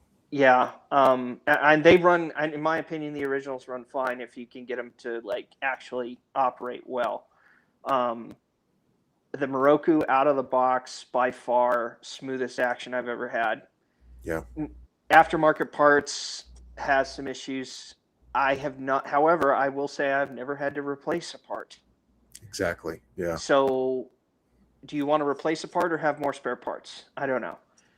That's kind of where I would say the trade-off is. You get what you pay for. So it costs a little more. And in my opinion, I think as far as action-wise, perfect. Yeah. Better than you can. It's the best you could ever have. Historical accuracy, though, internally is lacking. Mm-hmm. And the reason I'll say that is because, and you talk about this on your channel, I believe, and it may not go for all, some of them are MIM parts. Yeah, I haven't really studied which ones are. Mm-hmm. But I think, I mean, I definitely believe you're right. But I agree with you that, like, those Morokus, man, I mean, I think they are better than Henry and Marlin and Uberti and everything else. I mean, and I owned a 1972 JM marked gold trigger Marlin 3030, which I think is as good as it gets. That to me is the pinnacle of Marlins. Okay. And it didn't hold a candle to that Moroku. Yeah. So if you look at I know you have a 92, you don't have a 73, correct? Correct. Yep. So then I can't speak on the 92 internals. I haven't seen it. The internals on the 73, the link arms are MIM. Ah, interesting. So whereas on a Uberti, they're solid. So there you go with the history. The firing pin is different. On an original, it's a one-piece firing pin. On a Uberti, it is a two-piece.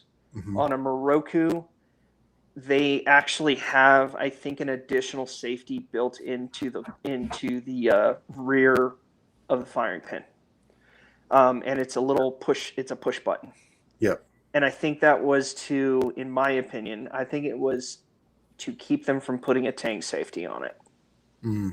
I think. Okay. That to me would be the only logical reason to put it there, because to be honest with you, I mean, the half cock would have been fine. Plus, or just don't keep one in the chamber would have been fine. Just that there's that whole argument of why we don't have cross bolts, why we do have cross bolts. Yep. But I think Moroku didn't want the cross bolt or the button on the back, because what they do, and what I have seen, is they either make the hammer rebound, or they put a tang safety on it. And their 73, at least the one I got, I just think they wanted to avoid that altogether. And they said, we'll just modify the firing pin so that it's got an additional safety built into it. And it's not even, are you familiar with the Marlin safety system? No.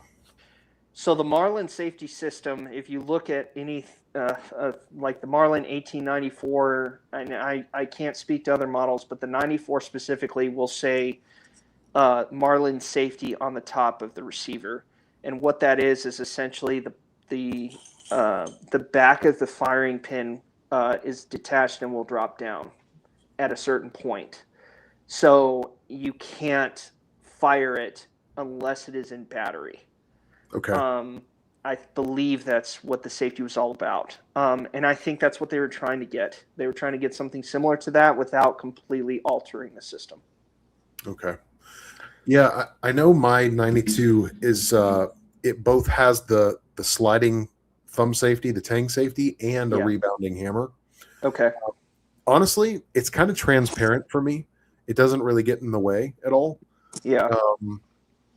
But to your point about like the internals and potentially MIM, I can't think of a part that is. And in fact, I was impressed with my 92 when I took it apart, that everything feels very solid and I mean, just so perfectly fit. Now I can't, maybe I would imagine maybe there's like some parts because I didn't actually take the trigger group out. Mm-hmm. Maybe could be some in there. Mm-hmm. But I was just blown away with the quality, man. Inside and out, like Amish levels of quality. Just really nice where it doesn't need to be. Right. And that to me is just fantastic. And I got to tell you too. So my 92 is chambered in 4440. Mm-hmm. It's the cleanest firearm I've ever shot. Right. It has as much carbon as an airsoft gun. Like they're, between I think the necked down case with the 4440 and the just absolute solid lockup of the 92 action, no carbon goes in the rear. I've never cleaned that gun except for the first time I got it. Okay. Just unbelievably clean shooting rifle. And I probably have 600 rounds through that rifle. Yeah. I mean, the 4440 cartridge does have that. That's definitely got one of the things it's very known for is not allowing that much of a pass. Yes. For the powder and all. I love 45 Colt. Me too. So most of my lever guns are actually chambered in that. I only have one or two chambered in 4440. Mm-hmm. But yeah, I mean, I think if you were to have a 92, and let me know your opinion on what you think of taking. It sounds like you've detailed stripped it. Is that accurate? Yep. Okay. How was that? Honestly, man, I think there's a lot of. I think it's true. People talk about that it's not as simple as the 73. Yeah. I'll be honest, I think they're about equal. Like there's only one part of the 92 that's annoying. And it's essentially you have your lever, the two big bolts that go up behind the lugs that go up behind the bolt and the bolt itself. Yeah. And they all share a cross pin. Mm-hmm. And you have to get all those lined up perfectly. And this is such a John Moses Browning thing. Yeah. Like it's the same with the 1911. You got to have the barrel link perfectly lined up to get the pin through. And for whatever reason, on almost all his designs, like it's the same with the 1885, the high wall, so many guns. But anyway, that part is just tricky because you got to get all those linked and then you got to get that pin in there and then you're good. Everything else, I don't know. The 73 action in terms of takedown, I didn't feel like was that much easier. Because there's still this old world sequence of assembly where it's like this thing has to be just in this position and then you got to slide the links on and I don't think it's that bad. I really don't. In some ways it's simpler. The sequence makes a little more sense. But yeah, so when you first do things, I guess what I'm doing is I'm kind of comparing the first time I took something apart instead of like, hey, this is what you do all the time. When I first took a 92 apart, I was like, Jesus, like I'm never going to get this thing back together.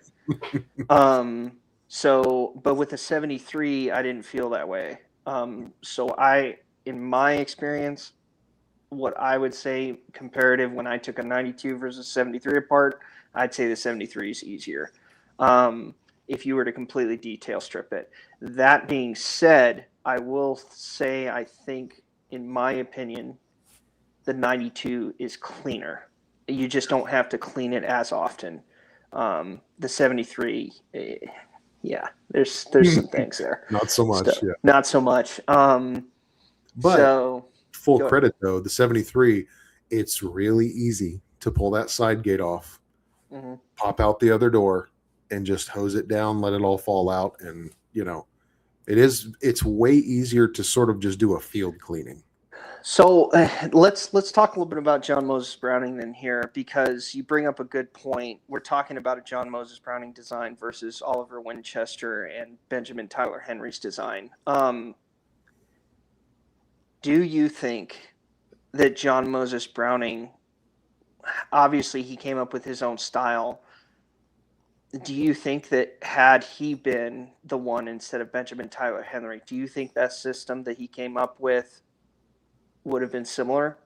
In other words, do you think he would have come up with the toggle link action, or do you think he would have gone straight to the, hey, we're going to get tough and shoot? You know, the gun action will outlast the Yeah. person who owns it. Like, what's your take? When I look at John Moses Browning guns, there's one word that I would use to describe them, and they're robust. He always seems to go after just this rigidity, robustness. There's something solid. I mean, again, going all the way back to the 1885 high wall, the 92, obviously the early iterations of the 1911. I have a 1903 pocket hammerless. Every single one of those guns, there's nothing chintzy and small and frail feeling. All his guns are so robust. And so the barrel or the toggle link system, I don't think it's weak, but it doesn't have that solid feel. Like, I mean, you have basically this rod that is your bolt that goes forward and holds the case in the chamber, but it's still very exposed and sort of out in the open. The lockup's not real solid. And as the toggle links wear, you know, it's smooth. I give it that, but it's not super solid. So I don't think that system is something he would have done. I think it probably would have been a lot tighter, more compact and solid. Not to say that's necessarily better, because I have to give credit to the 73 that, like, for instance, the block, what is it? The elevator? I can't remember the name of the block on the 70. They call it the lifter. That's it. Usually. Thank you. That system is way better. The 92 has almost like a feed ramp system where the cartridge has to make a turn. I have had it happen where if you're, you know, you can have cartridge setback, the bullet gets pushed back into the case and it can't make that turn and you got a bad jam. And because there's no play and it's so solid and tight, it can make that worse, right? So, whereas the 73 is just, man, it's butter. It's very smooth. But to answer your question, no, I think when you look at his designs, they are very just robust. Okay. Yeah, you don't tend to see a lot of his stuff. It almost everything's almost overbuilt, which I like. I like that. Yeah, I mean, so of John Moses Browning's lever guns that I have an 86 and I have a 92. The 86 is a little overwhelming because how big the damn gun is. God, it's humongous, and then on top of that, it's freaking heavy. But you can see why he did. I mean, it would be lighter than a 76. I'll give him that, just because there's less metal. But it still doesn't change the fact you put a long ass barrel on it, it's still going to increase the weight. I think, in my opinion, I think that really was the only way to go, to be honest, with lever guns. Yeah, at the time. Yeah. I just, it's like, okay, well, you're going to stick with toggle links or you're going to go up. Well, I mean, to be honest with you, the action he came up with is probably the way to go. It wouldn't, you know, I can't think of something other than, I mean, they do have one-off lever things, like maybe, and since Sharps was such a big deal, maybe with Sharps and Spencer, and maybe if Spencer stayed in the game, and I don't know if I'm talking Greek to you or not. No, I'm familiar. Okay. Yeah, and maybe you probably know way more about those than I do, but I am familiar. Well, okay. Well, I mean, Spencer with his type of action with strength, but it's just so damn clunky. You know, it's like it could have gone both ways, but I mean, that was probably the way to go. You know. Yeah, it's hard to say. I mean, I kind of again, man, I give full credit to the toggle link system. It is a good system. And here's the other thing. I don't think these actions that are still being made today are purely nostalgic. they're Mm-hmm. functional. They do work. Mm-hmm. And, there's a lot of other guns that were invented around these same time periods. We don't see them anymore. Yeah. So it is a good system. But, at the same time, I also think, I think you're right that for that time period, here's one of the things that I think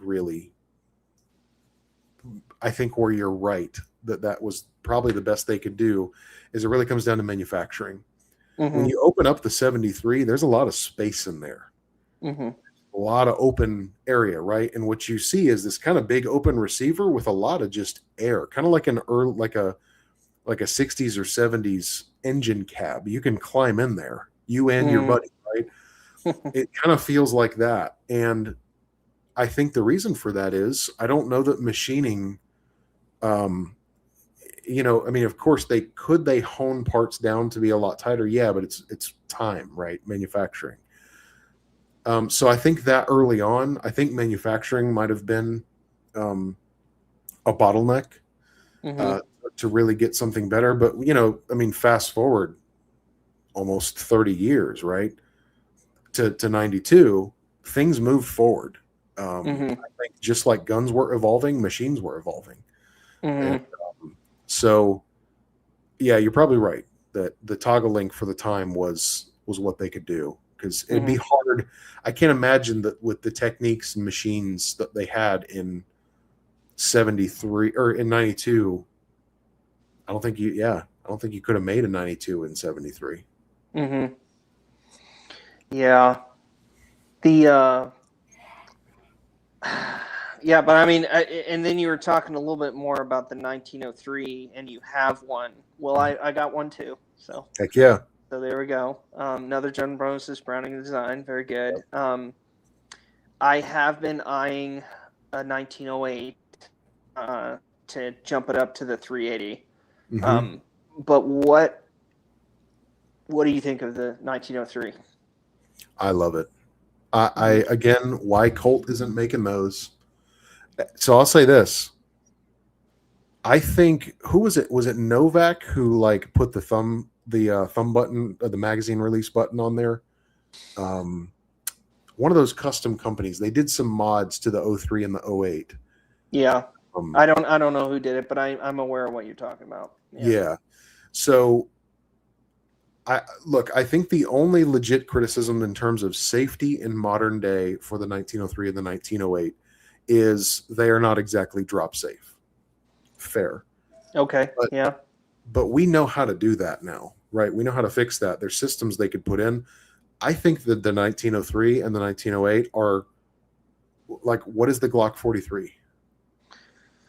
Go ahead. Sorry. Just in terms of dimensionally and capacity, it's a 1903.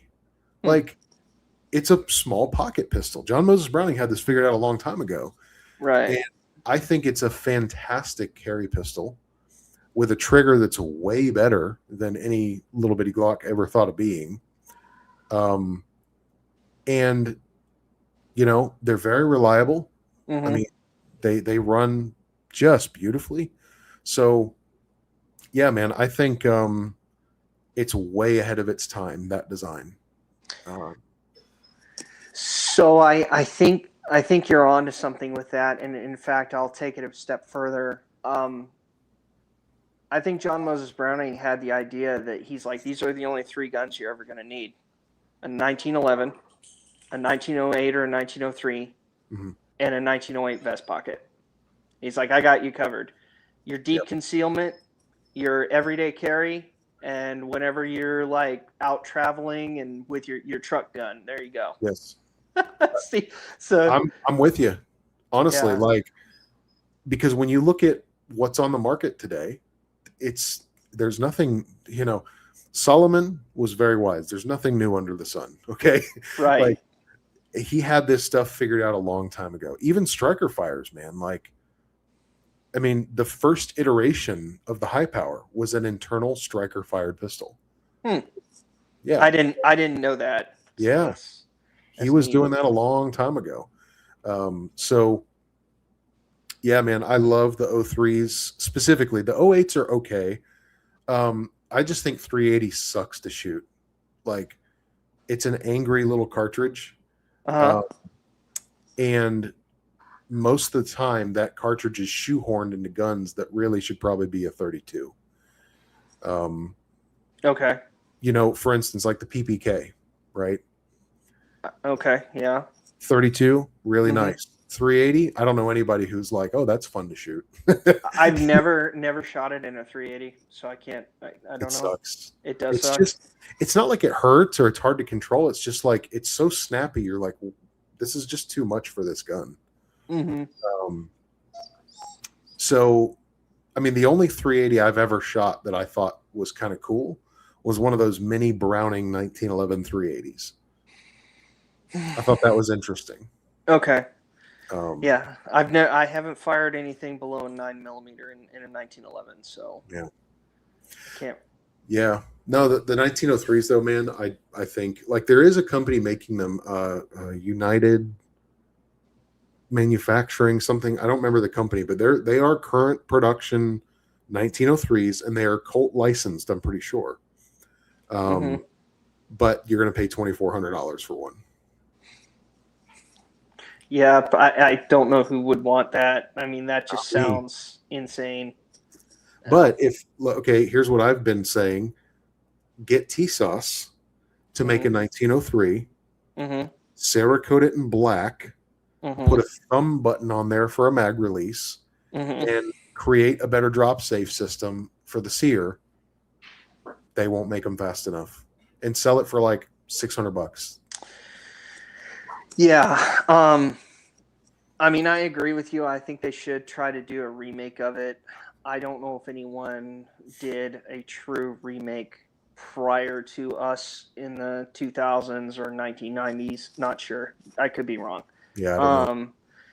But yeah, I mean, I constantly get questions like that all the time. Like, man, this gun should be remade. Why don't they remake it? And it's like, maybe it's a tooling issue.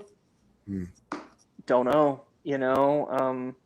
They're just like, well, everyone's in demand for 9mm. But to be fair, I believe it's the FN 1903 is chambered in 9mm. If I could be wrong, but that is the European variant because I want to say it was the French Army wanted a 9mm pistol, and that's what they came up with. And That's so cool. So it's like, wow, you technically could be historically correct, remake the 1903s, but it also could be a number. Well, there's a lot of them on the market. Mm-hmm. Just go buy an original, even though you'll pay a premium. I don't know, but yeah. No, I own one. I have carried a 1903. I'll be honest, it was the finish. I just didn't want to screw it up. So I know that's the problem, man.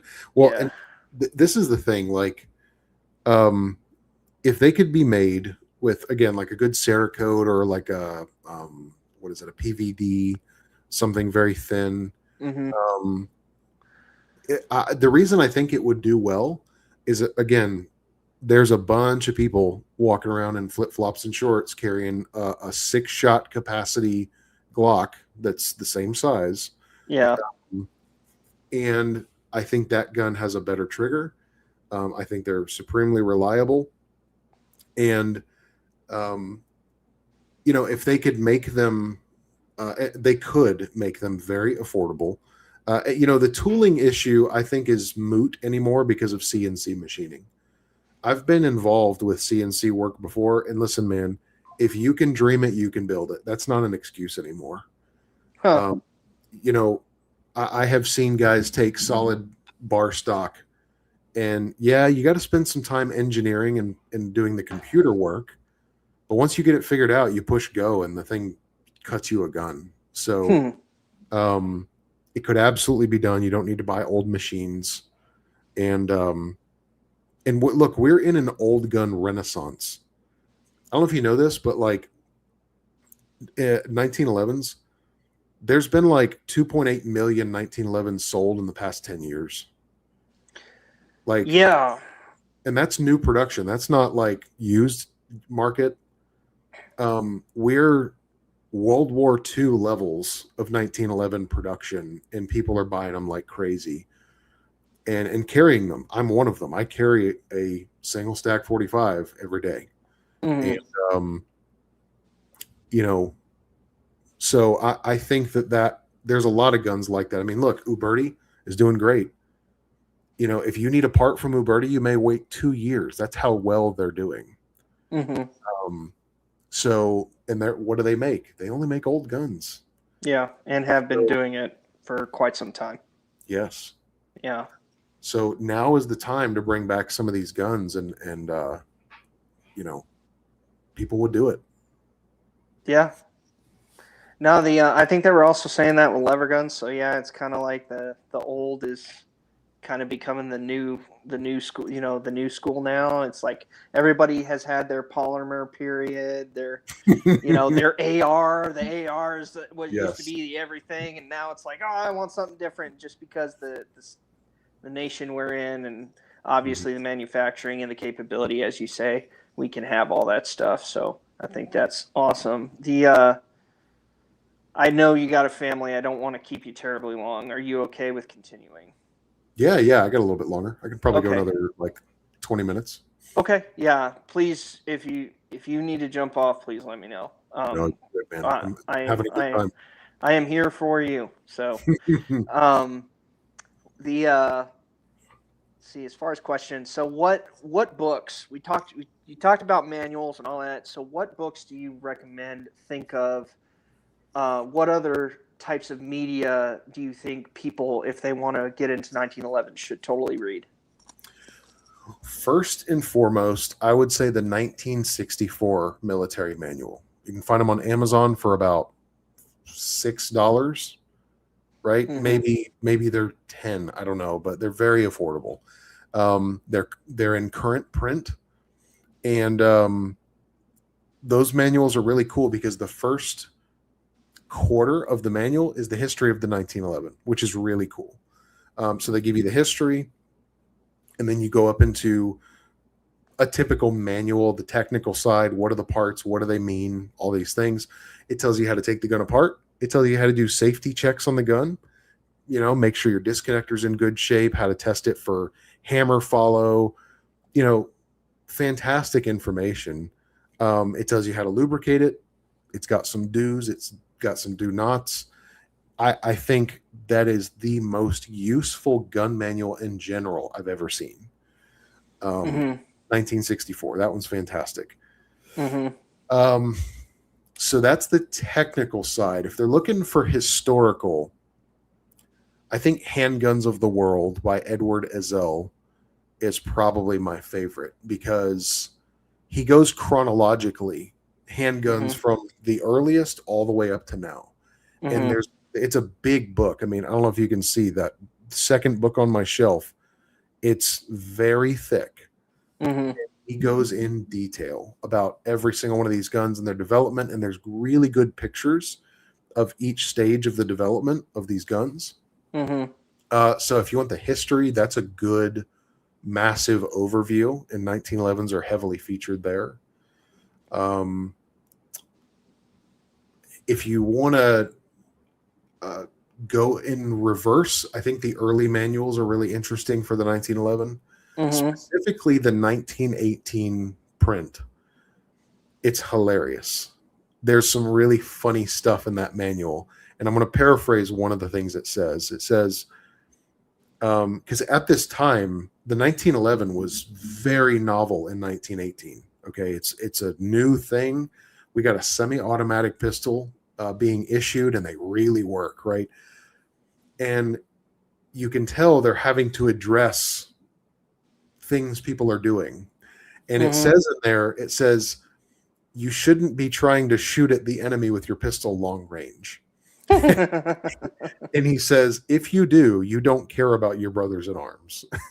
And then it Oh. says, however, when the enemy is within 25 yards and you try to stick with your rifle and you don't go to your pistol, you deserve the death you're going to get. Oh my God. It's so Wow. funny. It's like, Nice. it's kind of written with some salt. So Yeah. that's a fun read. Those are fun. Well, they don't make books like that anymore.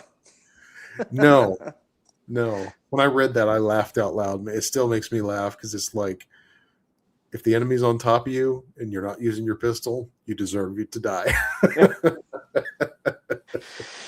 Yeah, and who is this again? Who wrote that? Just do you I know? don't remember the author, but it was written in France Okay. during World War One, Okay. which is pretty cool. So it's very fresh information. Apparently, they were having to deal with some things Yeah. that were happening. Yeah. So yeah. Nice. What But about? Go ahead. Sorry. well, I was just going to say the manuals back then though were a little dense. Mm-hmm. They're not very descriptive. So if people are looking to learn about the pistol from the 1912 and then the 1918 manual, they're not great for that. Mm-hmm. 46 is the next good manual, and then 64 I think is excellent. Okay. So, yeah. And if I remember correctly, I think it might be the original manual. I think that's where they talk about the cavalry test, like how to run one or what that should look like and how you should carry it as a cavalryman. I think the original 1912 manual reads like the patent documents. It's really just technical data about the pistol. I don't think it talks about that.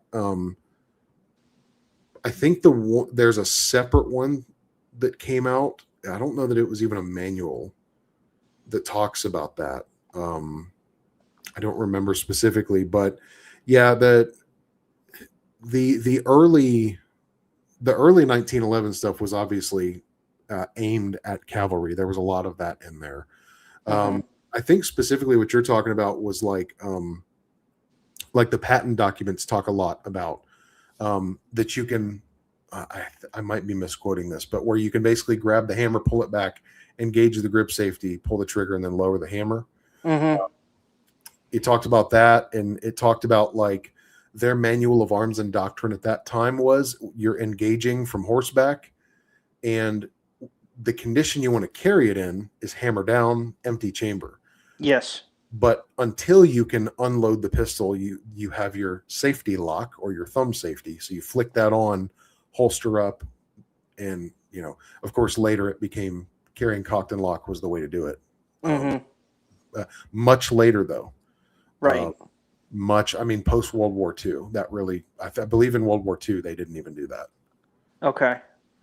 Yeah, because I do remember reading that. I thought that was pretty unique. They made and it probably was because of the firing pin, the initial firing pin, the inertial firing pin is probably why they did that. What, carrying with an empty chamber? Yeah, when they said that was so unless you're dismounted about to engage the enemy, only if you're in quote unquote, I think it said when on campaign. That's right. Yeah. So yeah, and then they would even talk about making the pistol ready, and that's where you get the drop a cartridge down in the chamber, thumb cock the safety or the slide release, drop it, on that round, and then insert a full magazine. Right. And that's how you prepped for a fight, basically. Okay. Yeah. I'm just trying. I guess what I'm trying to say is why did they initially have it while in a holster on campaign? You would carry in essentially nothing. It's not ready to go, essentially. If it was because of the firing pin or what, I'm just wondering if that was the case. I think it was a mindset of the day. So there's a book. Gosh, I can't remember the author's name, but it's basically like advice for traveling the prairies, and it was written in 1859. Fascinating book, and it was written by a military guy, and he recommended the way that just a regular civilian should carry their percussion revolver was powdered in the chambers, ball set, no caps. And if you saw a threat coming, you would then cap the pistol. So even though you had the safety notches in between the chambers, the mindset was almost like empty chamber. And so I think that mindset goes back pretty far. And I think what it comes down to, I think a lot of things, pretty much everything being single action, people were tickling the trigger constantly, right? Yeah. And everything was hammer cocked, and I think they had a lot of accidents. I think you had maybe worse metallurgy and quality practices, so maybe parts breakages resulting in accidents. And so to me, it seemed like there's an overarching mindset of you don't have anything in the chamber unless you're actually about to fight. Yeah. Seems to be the case for me. You also could make the argument, and this is hypothetical, I'm thinking from the perspective of cavalry, mounted horses moving. Typically, you want to take, I would think, I'm not a horseman, but since of your size, you would want to take the road more traveled than less traveled. Yeah. So you could technically see the enemy coming. Mm-hmm. In theory, as Absolutely. I mean, I've been for months studying and just watching history on the Little Bighorn. And one thing that's really fascinating to me is this idea of a skirmish line. That the doctrine of the day was dismount. Every fourth man holds the other three guys' horses. So you kind of lose every fourth man, which is pretty wild. He holds the horses. Those guys go out front, take a knee, load and make ready. And that's really important. They weren't loaded. So they load and make ready and then fire on command. And so it is very interesting that there seemed to be a mindset of like the guerrilla warfare didn't really seem to be a thing. Right?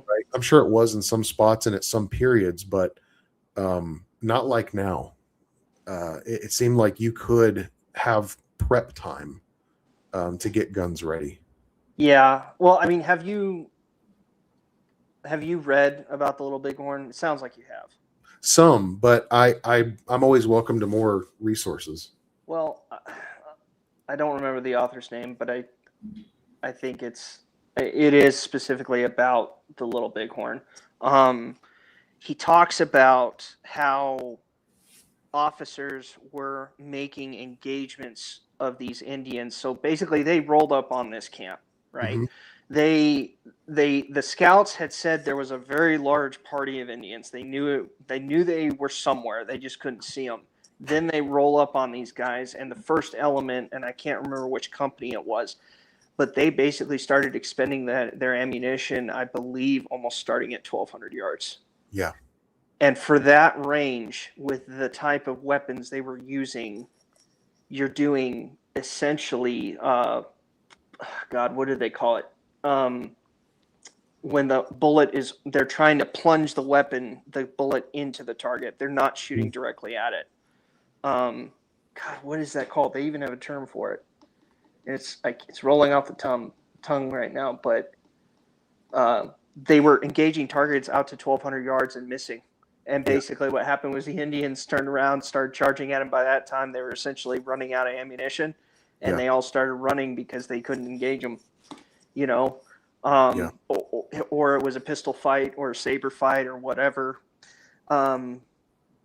But I guess the reason why I bring that up is because it wasn't necessarily about the tactical, what you would think now of being, and once again, I'm sorry if I'm speaking Greek to you, but it would make sense.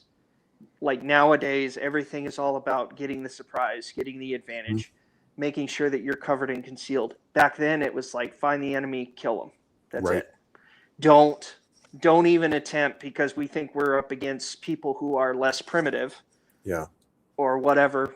Granted, they did have firearms. We know that. We probably didn't really think they'd be that good with them either. There also is that clout of, well, we are a professional military and they're just a bunch of, just regular dudes.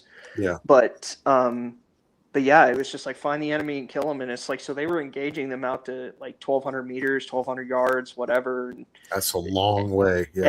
And it was just funny because they were saying like the officers were literally like taking their rifles and being like, oh, I think I can hit this guy. And it was almost like a shooting gallery. That's what they were essentially treating it like. And they didn't think that the Indians would turn around and engage them. They thought it would just be a turkey shoot. Yeah. That's what I have been seeing too, where like, was it Reno? He came up on the east side of the camp with his group, and they start engaging.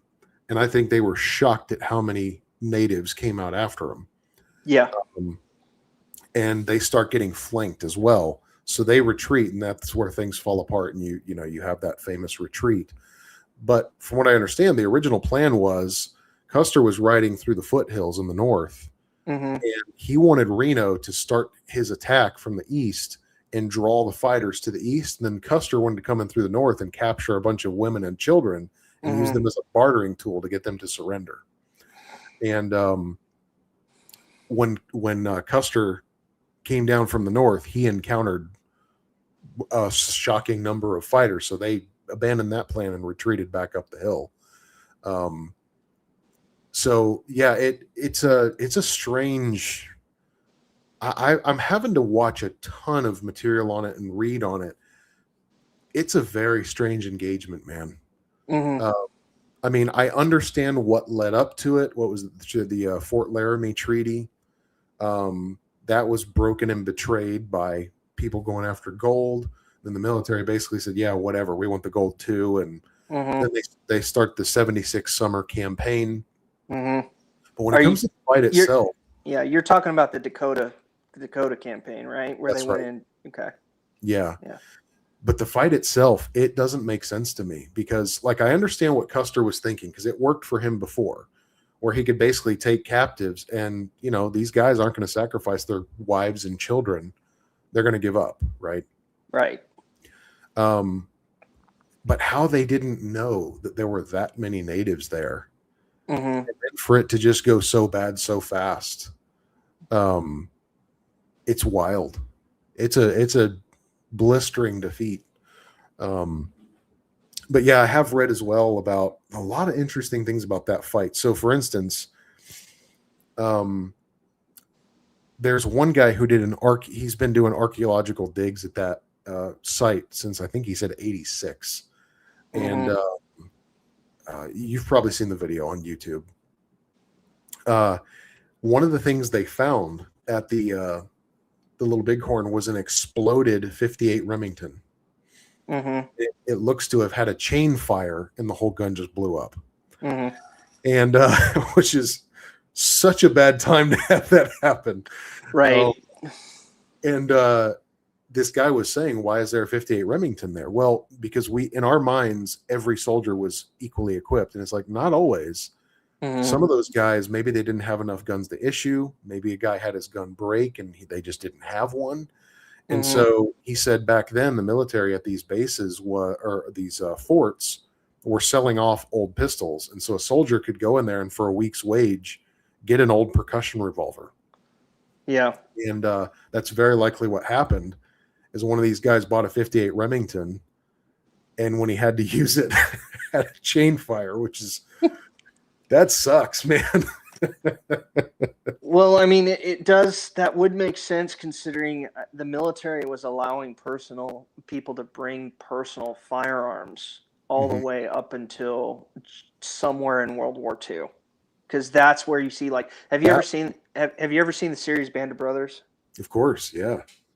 Do you remember the scene right where they're about to jump into Holland, where maybe it was Normandy, actually. It was the Normandy part. One of the NCOs ends up getting a revolver sent to him through the mail by the police department. Yes, yeah. That was allowed at that time. It wasn't, I think, probably just shortly before the war ended or before Vietnam started. I can't remember. I know that's a big break. But somewhere in between those two wars, they said, we're not doing that anymore. And the reason being was because supply, mostly. It's like you have to be able to supply the weapon you're using. And these guys were ditching their issued guns for something they got from home, you know? And so it's like, if you can't supply what you're fighting with, why are we doing it? So they stopped doing that practice, but that would make sense that they would do that. It's like, hey, we don't have the guns, go buy one, you know? That being said, I think what you're also talking about is kind of to go along with the defeat is you have to remember that Custer was already to an extent famous. he had this clout of personality. The guy had been promoted and then demoted at some point, mainly due to Army ranks at the time were not the way they are now. They were usually given based on if the man purchased his, like, it's almost like the militia idea of you paid for your unit, therefore you were the colonel. But because the Army recognized that they didn't always have like a solid commissioning system, it's like, okay, everybody's a lieutenant or whatever. It's like, no, you go out and you buy your uniform, and can you actually procure the amount of ammunition and guns for this amount of unit? Oh, you can. It's this size. Congratulations, you're a captain. How strange. Yes, it's very weird. But I mean, obviously, you have the professional military academies, you have the West Point, and the other military academies that point out that come up and are like, well, we need to develop a professional officer corps, which is why they were coming up with that idea. But initially, that's kind of how it was, especially as far as the Continental times back then. You raise an army. Well, literally, that meant you're paying for it. The soldier's pay came out of the commander's pocket. Wild. But I mean, you're talking about a man who I believe his brother had earned the Medal of Honor twice. He also had defeated the Indians at a battle called Washita. I don't know if you've heard of it. No.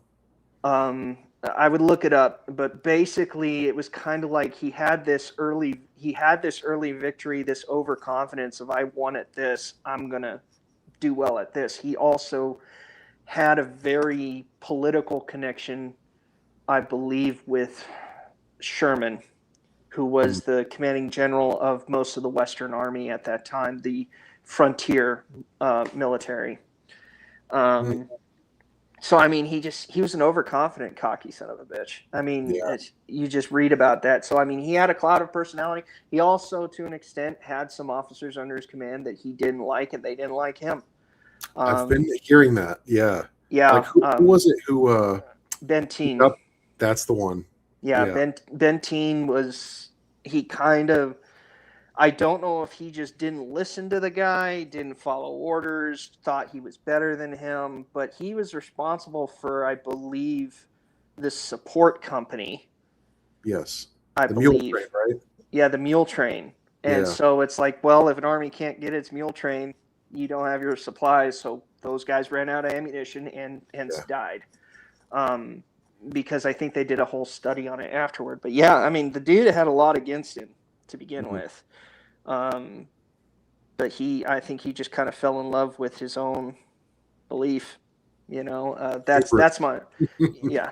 But I mean, God, what were we talking about? So we're talking about the firearms, and it's like, yeah, I could see someone purchasing a gun to be like, oh, I don't have this or whatever, and so I'm going to go get it. So that makes sense. Yeah. Especially at that time, because, post 73, once the 1873 Single Action Army came out, they were selling almost exclusively to the military. But Colt now has this problem. Well, there's two problems. One, the military is sitting on a ton of percussion revolvers. And then two, so is Colt. And leading up to 73, they were starting to do the cartridge conversions, where they're putting out like the Richards and Masons kits. And they're trying to offload this stuff. And, back then you could find an 1851 Navy, 60 Army. Well, they called them the 44 calibers, the 60 Army and the 58 Remington. They called those military pistols because they were in 44. In that book about the prairie traveling, that's what he said. He said, buy a military pistol because they're better. So even back then, people preferred bigger bore, which is interesting. So there was this whole thing where the market was just flooded with percussion revolvers. And a lot of people think that when the 73 Single Action Army came out, boom, everybody bought those and abandoned percussions. man, people were using percussion pistols up into the 1910s. Mm-hmm. They were, because you think about it, you know, a lot of people didn't make a lot of money back then. Mm-hmm. And you've already got your powder, your caps, your lead, your bullet molds, your leather. You know how to work the gun. Why are you going to go and spend a month or more's wage on this new, you know, metallic cartridge belt pistol when you already have a gun that you know it works, right? So a lot of people had those, and as I said, these forts and all this were offloading them, and you know, there's even stories of guys who were still issued a single action army, but they would carry a percussion gun as a backup, so they don't have to reload. You know, Right. And yeah, but some of those guns, man, especially at that point, were so ragged out. You know, he didn't say this in the video where he talks about that chain fired 58 Remington, but those 44s that the military used were so shot out. The cylinders were probably expanded. You couldn't get a lead trim ring, and it makes perfect sense why that guy had a chain fire. Yeah. Especially if he wasn't trained to use it by the military. He just bought it and loaded it, you know, because there is a bit of a alchemy to those pistols. Yeah. I do have a number of percussion guns. I don't use them as often as I probably should, but I mean, there's a reason why I don't. It's because you have to do some things to make sure nothing goes wrong. You have to really pay attention, or you'll lose something or damage the gun itself. But I want to get your opinion on this because this is a common, and I hate to sound biased, but this is a common trope I hear.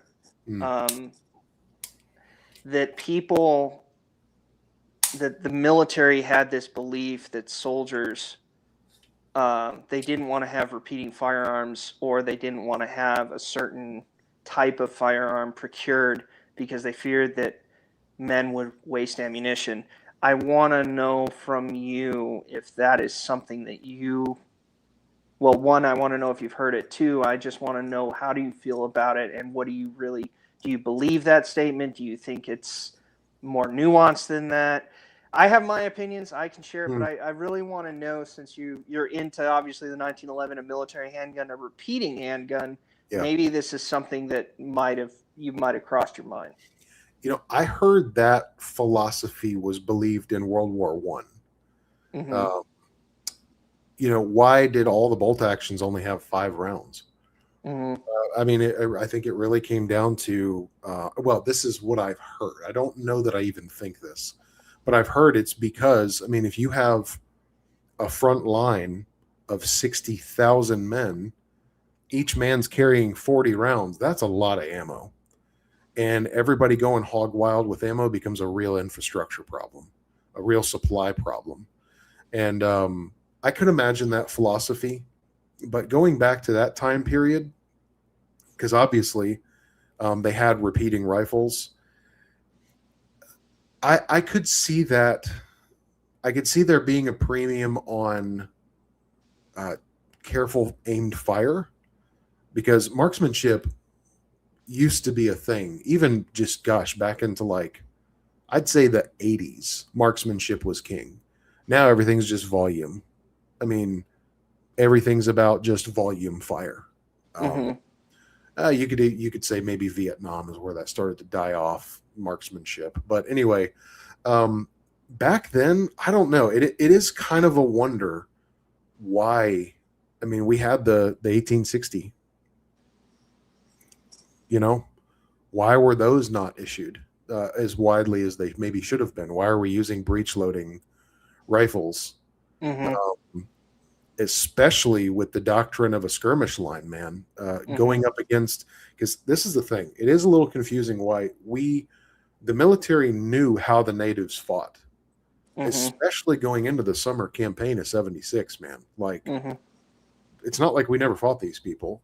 They don't have organized tactics. They have frantic volume of bodies they throw at you, and they ride fast, they surround you, and they just overwhelm you with numbers and fire. Mm-hmm. Why you would choose to use a breech loading rifle with those tactics, it is a little strange. I don't know. So,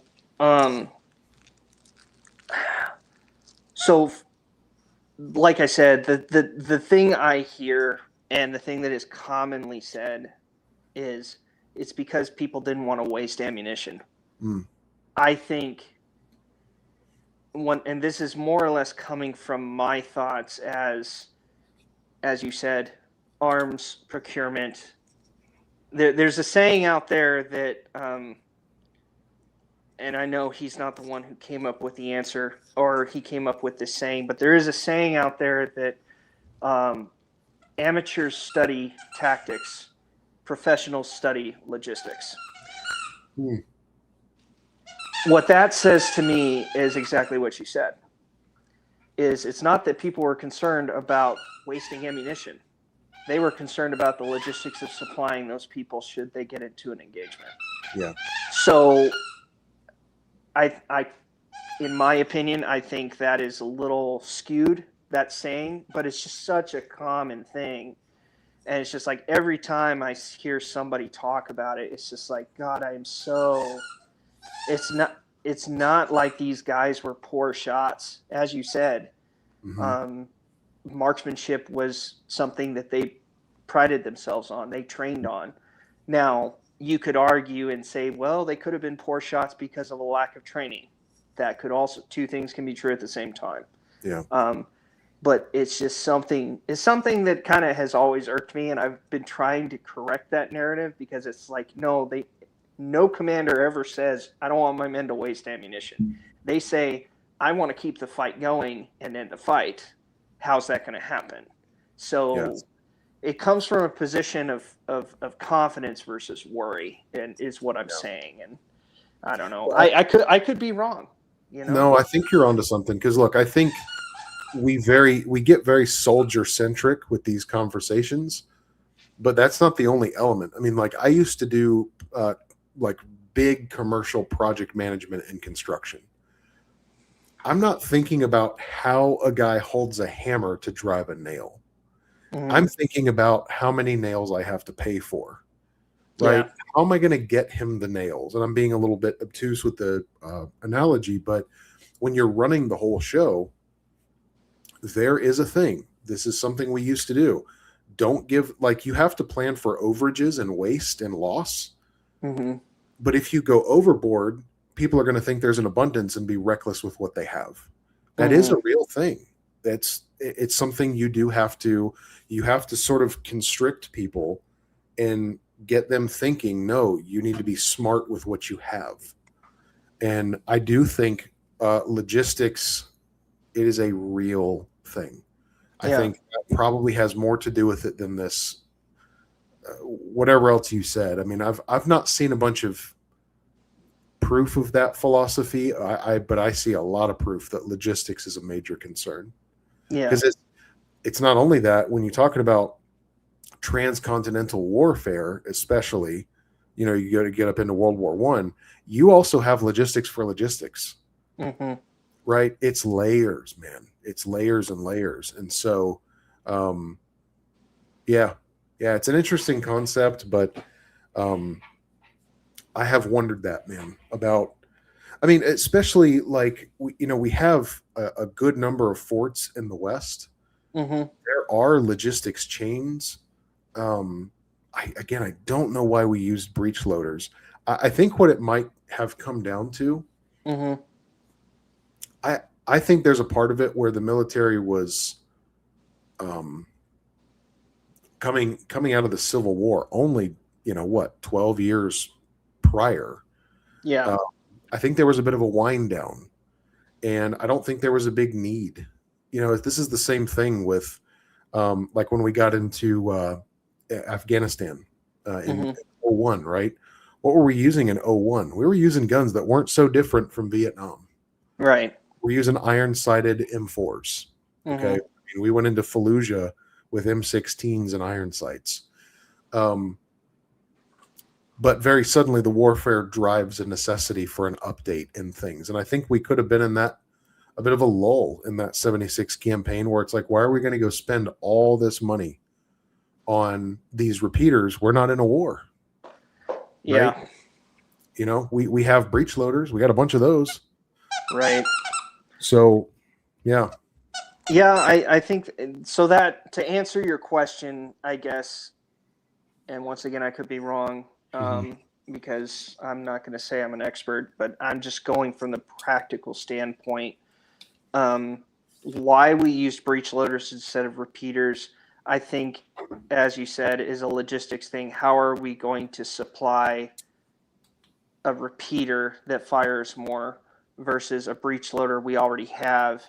In addition, we're going up against Indians, right? So you assume that there is this assumption that they're primitive. Yeah. Why are you going to bring a repeater when you only need one shot? Yeah. So there might be that sort of biasy too. And we have a lot of them. We got it. And that's where you get the Allen conversion. You get the, where they started transitioning into the trapdoor. They took the old 61 Springfields. They started putting in the trapdoor into them. Then you have the different variants of it. And you finally get the official 4570 later on. But yeah, I mean, I think that's why. But it doesn't, I guess my whole point, and I think you and I both agree, is it doesn't come down to a belief of they're wasting ammunition. No. Yeah, I just hear it all the time. here's why I don't think that makes sense either, because even though marksmanship was a big priority, suppressive fire existed. That was a concept, which some people would consider wasting. It's like, no, we need the enemy to get off of us. That means everybody shoot at them. Like, right.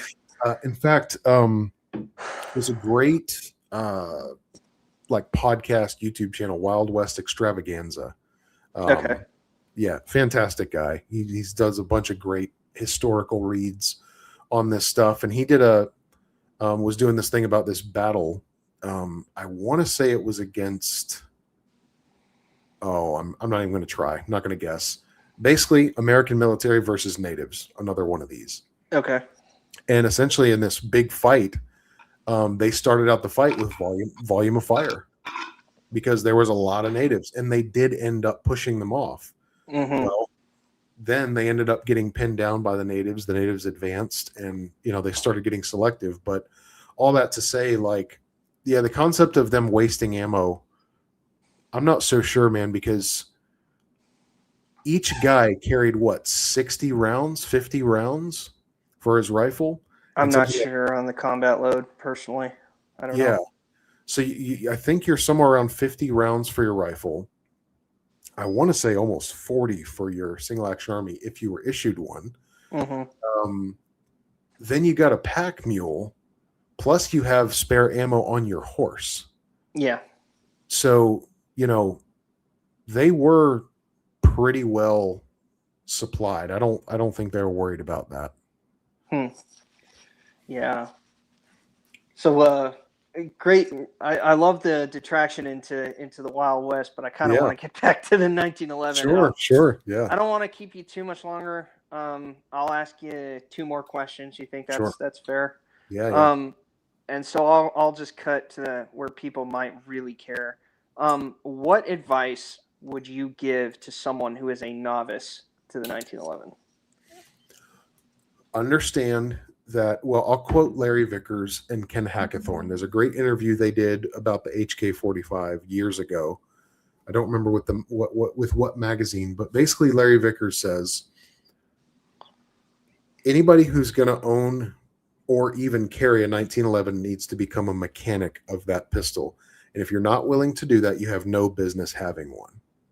So again, just like the carburetor analogy, if somebody is going to go and say, my daily driver is going to be a carbureted 72 F250 Highboy, you better know how to clean a carburetor.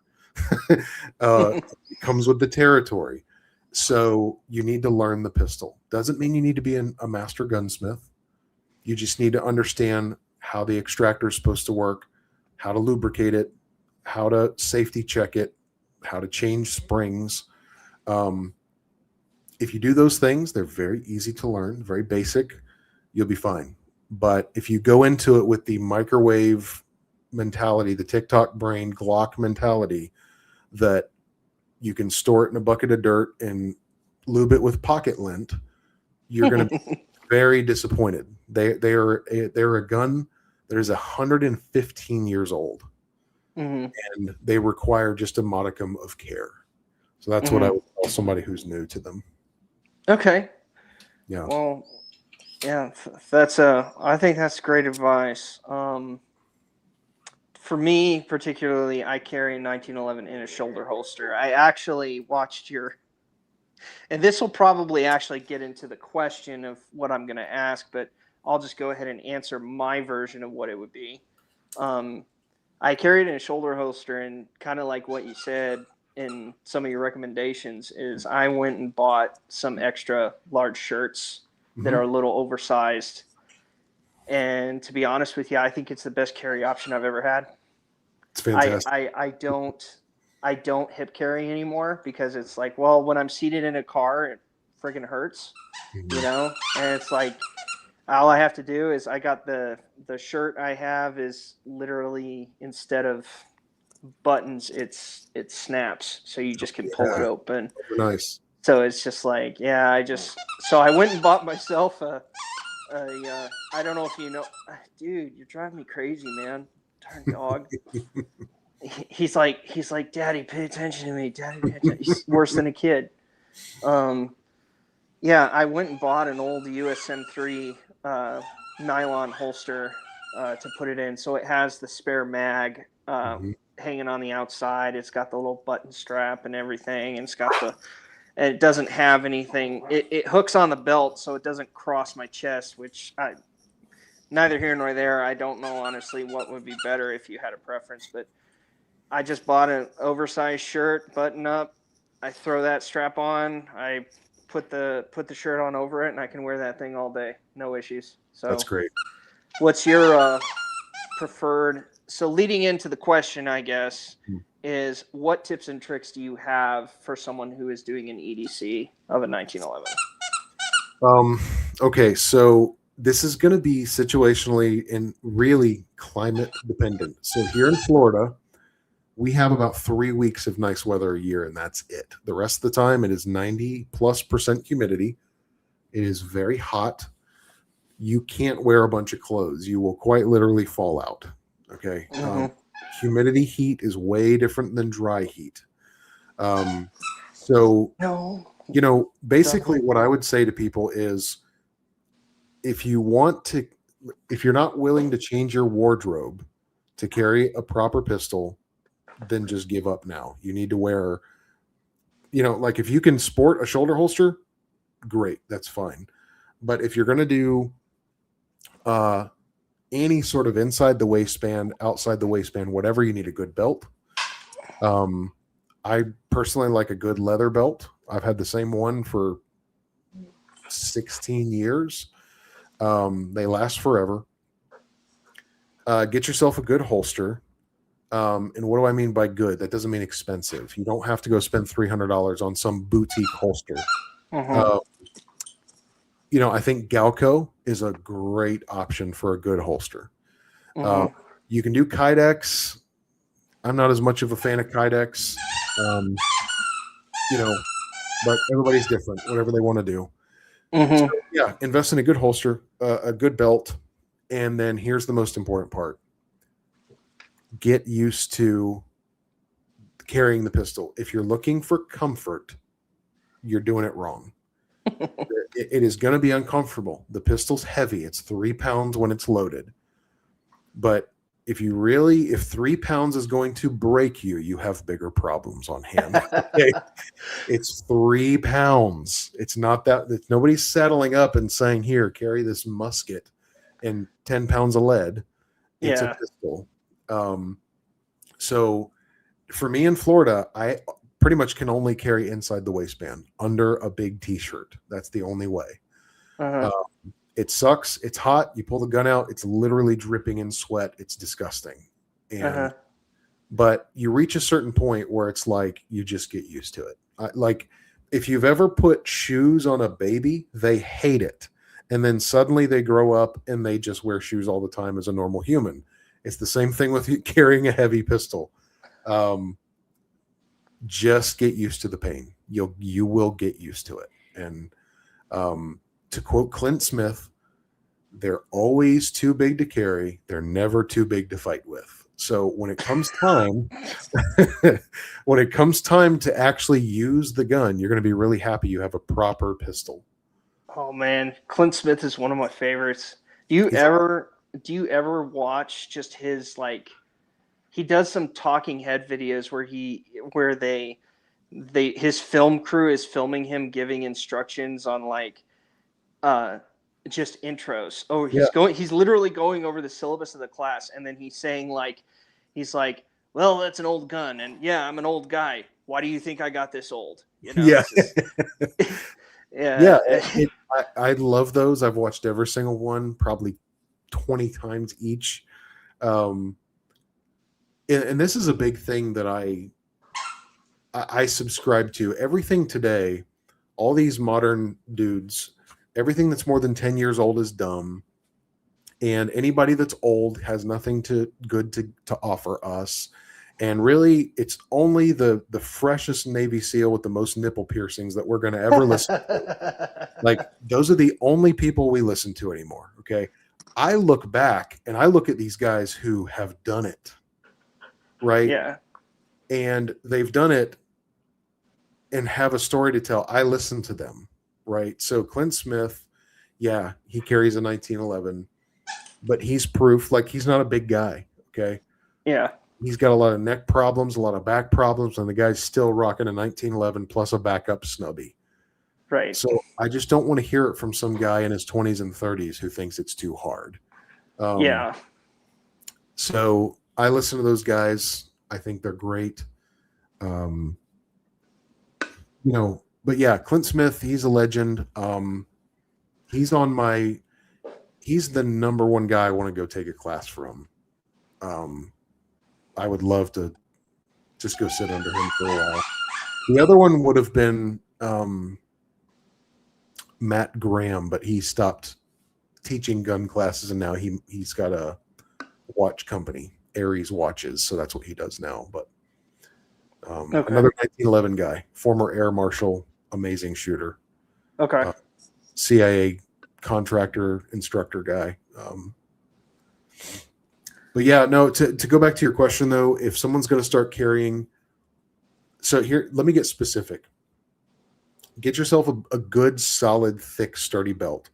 And the specific holster I'm going to recommend is Talon Holsters. I'm not sponsored by them. They're just a good holster company here in Florida. Very simple, robust, rugged leather holsters with a solid clip. They're like $60, $70. Okay. Mm-hmm. Very low profile. They carry really nice. Get that. Load up your 1911. Get a t-shirt one size bigger than what you normally wear, and just go. You're gonna be, yeah. Okay. So what?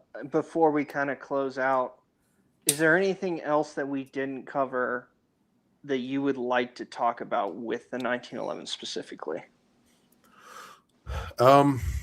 All I would say is just ask people to demonstrate their claims, because there's a lot of people who make a lot of big claims and they say things like it's old. Okay, cool. Well, so is the M250 cal, but that's still in use by our military. Mm-hmm. That's literally only 8 years older, that design, than the 1911. So I don't want to hear that. They say things like they're not reliable. Define reliable. If your measure of reliability is it's got to be able to shoot 2,000 rounds without cleaning, that's a retarded standard. So basically, just don't believe all the modern people who can't think outside their own worldview, making claims about a gun they don't even understand. Mm-hmm. Listen to the people who know how these guns work, and not even just me, right? There's plenty of other people. You don't have to listen to me at all. Understand this gun was in service from 1911 until 1985 and is still in use by civilians, police, and military throughout the world. And that is for a reason. They work. And don't just take somebody's word for it. If they can't demonstrate to you the why, you shouldn't listen to them. All right. Hey, I think that's pretty fair advice. Well, everybody, thank you for tuning in, watching me and Old Path Traveler talk. We've definitely enjoyed this conversation. If you guys want to go ahead and subscribe to his channel, take a look. You can go ahead and down to the description below, take a look at that and subscribe to his channel. He's got some great stuff when it comes to the 1911. He's also over on Instagram. I don't know if you know this, but we've been streaming on Instagram too, so hopefully your numbers will bump up on that. Once again, like I was telling you at the beginning, there's a reason I do StreamYard, so that I can hit all that. But anyway, everybody, thank you for tuning in, and thanks, Old Path Traveler, for being a part of the show. And thank you, man. Stay on for just a second. I'm going to end the stream, but everybody else, thank you and have a good night. Thanks, guys.